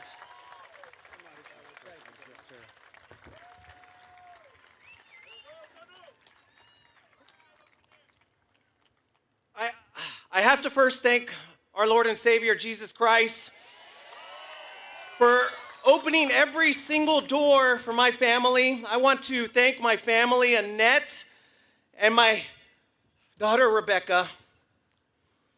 And Mr. President, I want to thank you, sir, for securing our borders and making America strong. And I got a lot of fighting in me, sir. And I'm going to make sure that Texas 35 brings you a wingman.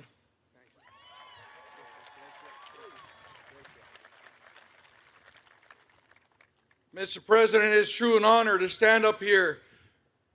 Soy un mexicano, Mexican American, soy un mexicano pero orgulloso, porque aquí estoy con el mejor presidente de todo el mundo. Mr. President, this is South Texas right here. Hard-working patriots, faith-filled patriots, Mr. President. Men and women that power this country, that our ports, our refineries, our ranches, and our military bases. Aquí no tenemos miedo para trabajar. Nunca tenemos miedo. We're not just a border, but we're the future, Mr. President. And we're here to back you up and continue the fight, fight, fight.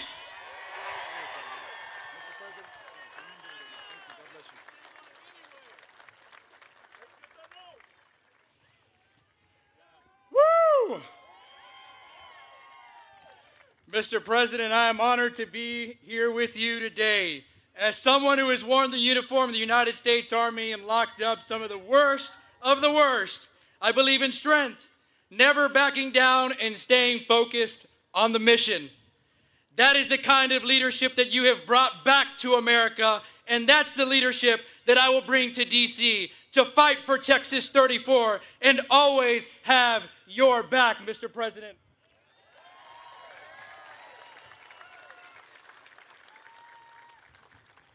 South Texas stands ready to do our part to secure our borders, grow our economy, and keep America strong.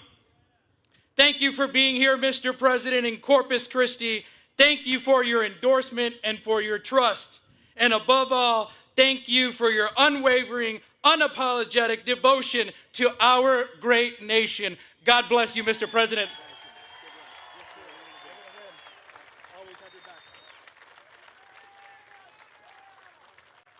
Good guys. They're all, I hear, doing really well. We haven't seen the polls, but they're all winning. Everybody I named is winning. But every day, and you know, it's interesting, the governor called me after the last election. He said, you know, you did something no Republican has ever done. You won every border town and little border city, but every border town, all the way up and down, all the way from one side to the other. He said, first time it's ever happened since, he used the word Reconstruction, right? And I said, by Reconstruction, are you saying the Civil War? Is that what you're saying? That was a fancy way of saying the Civil War. He said, that's the first time it's happened. We won every single and largely Hispanic vote. We love the Hispanic voters. We love them. And what a lot of people didn't understand, that the Hispanic voter wants safety and understands safety better than anybody else. So when I said we want safety, we want law and order, they got it better than anybody else, and they voted for Trump. So I just want to thank you very much. Thank you. Thank you, man. Every day under the Trump administration, we're taking on the corruption and fraud that drives up your cost of living, and we're defending the honest, hardworking citizens of our country like you. Under the most favored nation agreements for drug prices, we're slashing drug prices at record levels like never seen before, with price differences of 400, 500, even 600%. I went to other countries. I said, no way. You know, we were paying the highest prices in the entire world by far, and now we're paying the lowest price. It's numbers that have come down for decades. Think of it. For decades, Americans have paid the highest drug prices. Nobody's ever paid more. We would pay sometimes 8, 10, 12 times more than places in Europe and other countries. But from now on, because of what I did, we're going to be paying the lowest price. It's called favored nations, most favored nations. So these incredible price reductions are available right now. And I didn't name this, but somebody did. They thought it was good. I said, whatever sells. TrumpRx.gov, TrumpRx. And you'll see numbers where And I tell the story of a friend of mine, very smart, very heavy guy, I'm trying to be nice, never use the word fat, very heavy, slightly obese, but he takes the fat drug and it didn't work. But he's a very brilliant guy, he's highly neurotic, very brilliant, very smart, rich. He calls me, he was in London, he called me, he said, you know, he takes the fat drug, one of the many fat drugs. And he says, in New York, I pay $1,300. And in London, I'm paying $87. What the hell is going on? So he checked it. He's a man of means, same plant, same factory, same manufacturer, shipped over to London, and it's a tiny fraction. He said, what is it? And I said, well, that started years ago, and nobody's been able to do anything about it, but I'm working on it hard. I got it done. And I got it done by saying very simply to the other countries, if you're not going to do it, we're going to charge you a massive tariff that's many times more, because they had to approve it. The drug companies approved it, the countries approved it, and now you'll have a pill that would sell for $1, but in New York would sell for $13. And now that pill is selling in London for $2 or $3, and it's selling in New York for $2 or $3. Came all the way down. And I said, that alone, Governor, that alone should win us the midterms. Ted, that alone should win us the midterms. That is the single biggest thing to happen. It's a revolution in prescription drugs. Your prices are going down 80%, 85%, 70%, numbers that nobody ever saw. You know, in my first term, I had a year, my third year, where I got it down 0.25%. Think of it. 1/4. I was so proud of myself, I called a news conference immediately. I announced that I got, because nobody in 28 years had gotten drug prices down, I got them down from the beginning of the year to the end, 1/4%. I thought it was great, because nobody else had done it for 28 years. Now I've got them down 80%, 85%, 75, 55. And that should really do it. And other presidents have tried, and they were unable to get it. They were unable to get the other countries to do it. They were unable to get the drug companies. Everything's done. Everything is signed up. You know that, Ted and John and everybody, everything is signed up, done. And there it is. I mean, it's amazing. Now it's just taking hold. When it was done, a major paper, it's the single biggest thing in years in medicine. A major paper put it on page 22 of the newspaper. So we have to explain it. It's the biggest thing. It's the greatest thing, one of the great things. And that also has to do with bringing your health care way down. And since the passage of the Unaffordable Care Act, which is Obamacare, did you ever hear of Barack Hussein Obama? Barack Hussein. Who likes Barack Hussein Obama? Who doesn't like him? I've heard worse, honestly. I've heard less popular people than that. Big insurance companies have gotten rich with our government, giving them hundreds of billions of dollars as their stock prices soared, because Obamacare was good. It's rotten health insurance. Good for one reason, the insurance companies. The insurance companies made a fortune. The insurance companies own Democrats. They own them. So the Democrats never want to do anything good for us. They want to do it for the insurance companies. That's why Obamacare is terrible, and it's way too expensive. So that's why in introducing we call it the Great Healthcare Plan, I want to stop all payments to big insurance companies, and all money, billions and billions of dollars, goes directly to the people so that you can buy your own health care, which is better and much less expensive than Obamacare. Right? You like that, Dan? Dan Patrick likes it. If Dan Patrick likes it, I like. How good a chairman was Dan Patrick, right? He's undefeated as chairman, right, Dan? As I announced on Tuesday, under our new ratepayer protection pledge, we're also telling the big tech companies that energy usage, AI data centers cannot drive up electric prices in communities. They have an obligation to pay that. We have told them, you got to build your own power plant. You can't take it. You got to build it. And actually, we're doing them a favor because they never thought they'd have it so good. Because our grid, which is very old and broken, tired, and doesn't have great capacity, cannot sustain the kind of numbers that you're draining out of it. So I gave them the right, and now it's mandatory. I made it mandatory where they have to build their own electric power plant, so they're no longer taking out of the community. And any excess they give back into the grid. So the grid is actually going to be enhanced as opposed to hurt. They wouldn't have been able. We're leading China, we're leading everybody right now in AI. And the reason we're doing it is because they're building their own plant. Otherwise, we couldn't build much at all.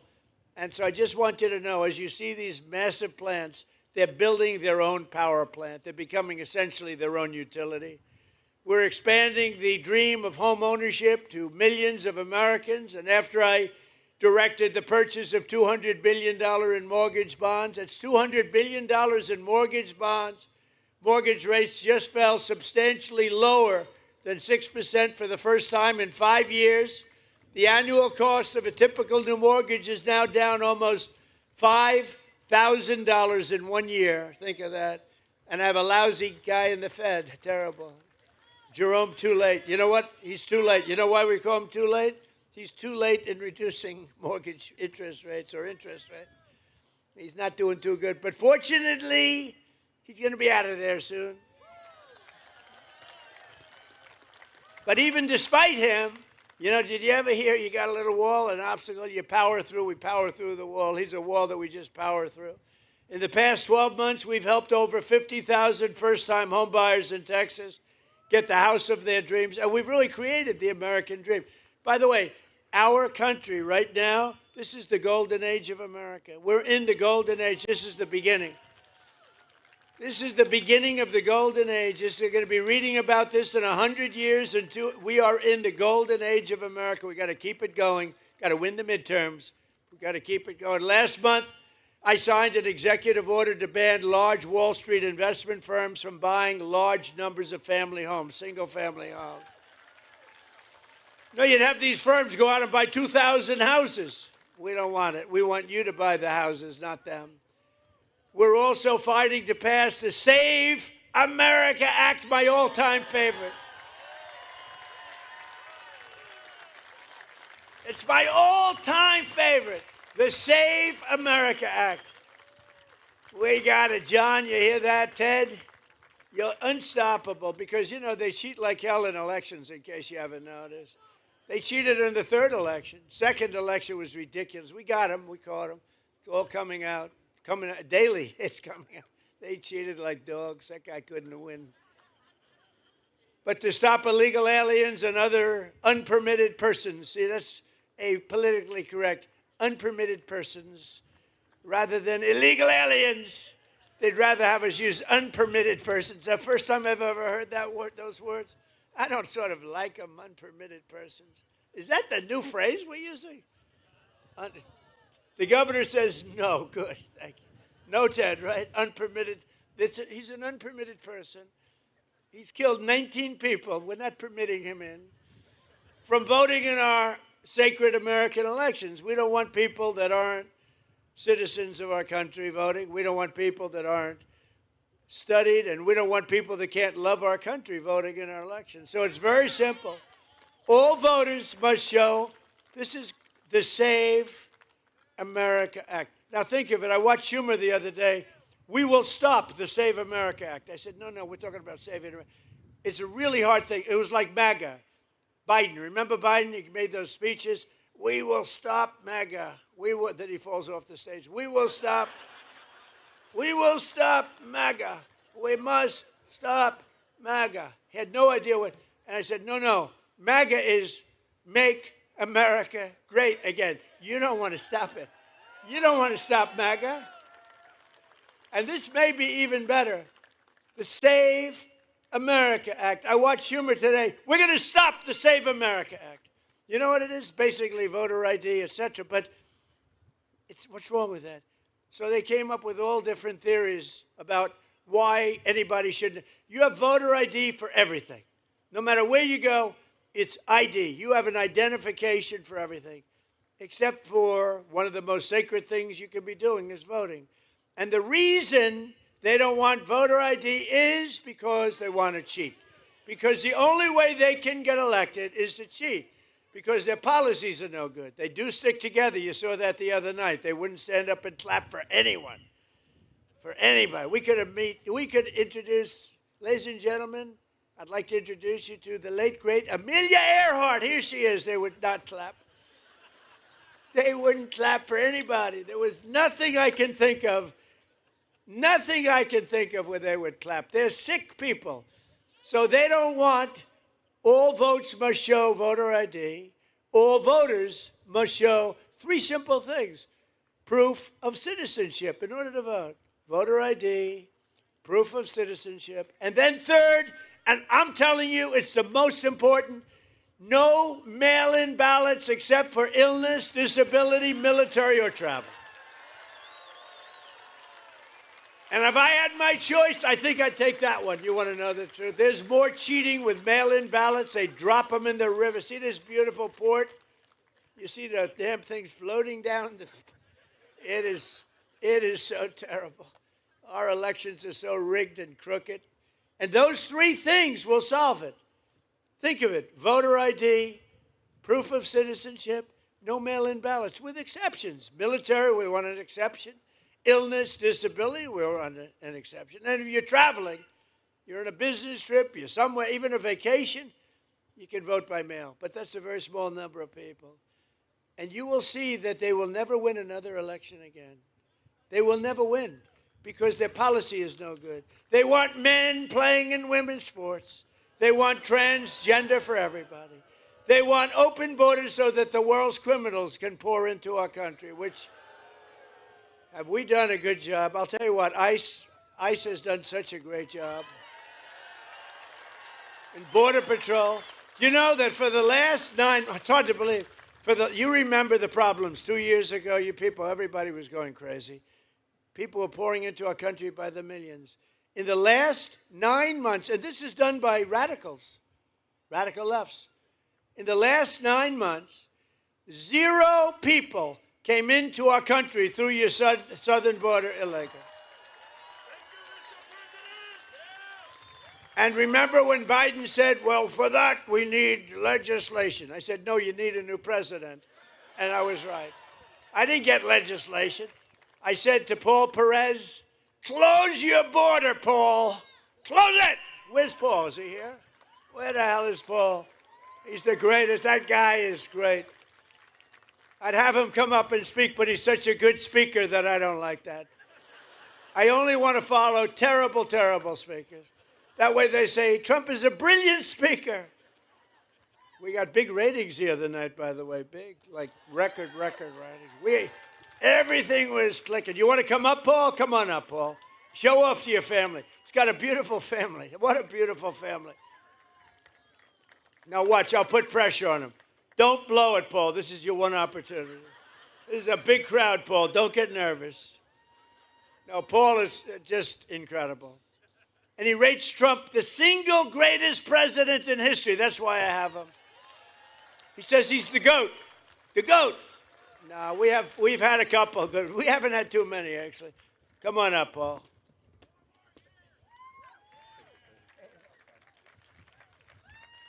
Thank you, President Trump. Thank you for the ride home on Air Force One. Really appreciated that. I am the president of the National Border Patrol Council, and I can tell you without a doubt, President Trump is the only president that backed up every campaign promise he made when it came to the border and everything else. We have record drops in immigration, in border crossings, in drug seizures, because President Trump, within 1 hour of being inaugurated, allowed us to do more than what Biden allowed us to do in the entire 4-year term. President Trump is the best president in the history of this country. Prove me wrong.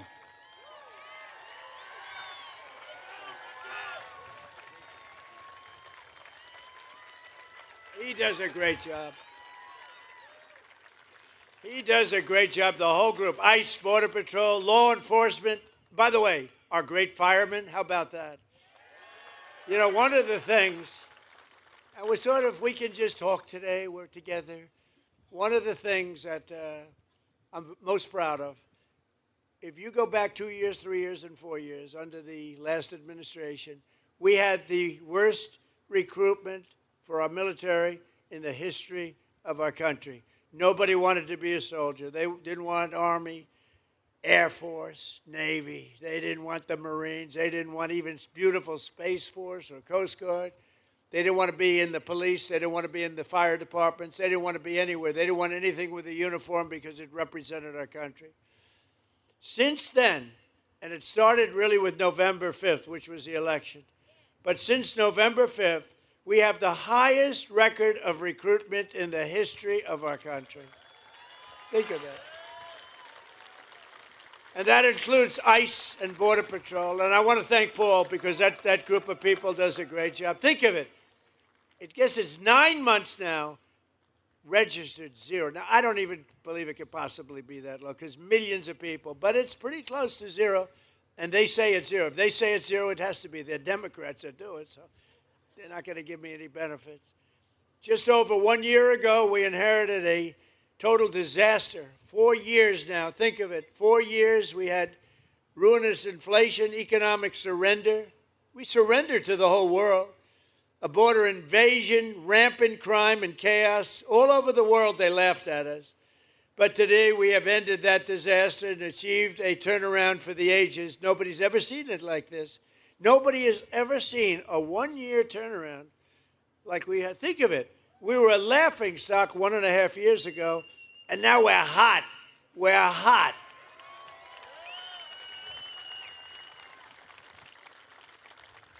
I was going to say like that person in the audience, but I won't say that because that could be career ending. So I don't do that. We're hot. Our country is the hottest country in the world. America is back. Our economy is roaring, and our country is strong, and we're respected again. They're respecting us again. China respects us. Russia respects us. They all respect, and they respect your president. They respect, and I respect them. We've got a lot of things going on. Now we have a big decision to make. You know that. Not easy. Not easy. We have a very big decision to make. We have a country that's been, for 47 years, blowing people's legs off, arms off, the face. They've been knocking out ships, killing people, lots of people, not only Americans, lots of people. It's been terrible. 32,000 people killed over the last 2-3 months, protesters. 32,000. That's some number of people. 32,000. They want to make a deal, but got to make a deal that's meaningful. I spoke with Ted Cruz, John, all of them. On the way here, I said, well, you got to make a deal that's meaningful. We hit them real hard, as you know, with those beautiful B-2 bombers recently, knocked out their nuclear capability. But I'd rather do it the peaceful way, but they're very difficult people. I want to tell you that. They're very dangerous people, very difficult people. With the help of proud Texans like you and people we have today, and I want to just thank you because it is true. We have had voting in Texas. They say, sir, you don't have to go to Texas. You're leading by a lot. I said, I want to go to Texas. You know? I want to go to Texas. I love Texas.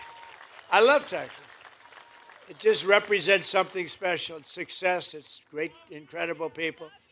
But they said, see, you don't have to go there. I'm telling you, sir. You're wasting your time, sir. You don't need it. I said, I'm going to Texas. I don't give a damn if I'm wasting it. But we're going to keep on working, and we'll keep on fighting. Texas will keep on drilling. Corpus Christi will keep on shipping. And the United States of America will keep on winning, winning, winning like we've never won before. And together we will make our country richer and stronger and safer and prouder and freer and greater than ever before. And I just want to tell everybody here, I appreciate everything you've done for me. And I've done a lot for you, too. But I love you all very much. And thank you, Corpus Christi. Thank you very much. Thank you, Texas.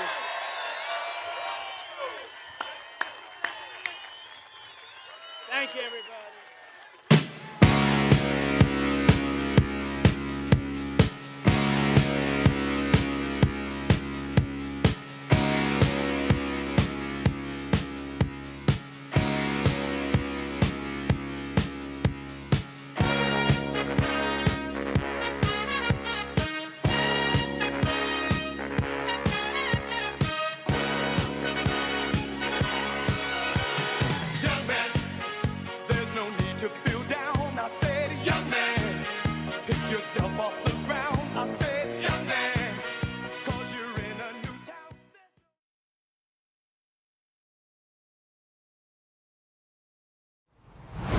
All right, President Trump delivering that speech on energy in Corpus Christi, Texas today. Of course, talking about the Middle East at the end there, talking about Iran as well.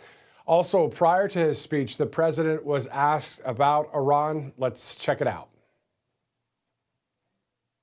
Well, they should make a deal, but they don't want to quite go far enough, and it's too bad. Look, we've been playing with them for 47 years, and that's a long time. They've been blowing the legs off our people, blowing the face off our people, the arms. They've been knocking out ships one by one. And every month there's something else. So you can't put up with it too long. We're not happy with the negotiation. They just don't want to. They don't want to say the key words. We're not going to have a nuclear weapon. They have to say we're not going to have a nuclear weapon, and they just can't quite get there. They want to enrich a little bit. You don't have to enrich when you have that much oil. So I'm not happy with the negotiation. Of course, reporting on what's going on now, specifically the Secretary of State, Marco Rubio, posted on X just about an hour and 20 minutes ago, quote, "Today, I designated Iran as a state sponsor of wrongful detention. For decades, the Iranian regime has cruelly detained innocent Americans and citizens of other nations to use as political leverage. Iran must end this abhorrent practice and immediately free all unjustly detained Americans," end quote. That from the Secretary of State, Marco Rubio. We've covered a lot of stories over the past few hours here on Right Side Broadcasting Network prior to President Trump's speech there in Corpus Christi, Texas. Of course, tracking a lot of stories out there in that 24/7 news cycle. For all of us here at Right Side Broadcasting Network, I'm Matthew Alvarez. Thanks again for watching. We'll see you again soon.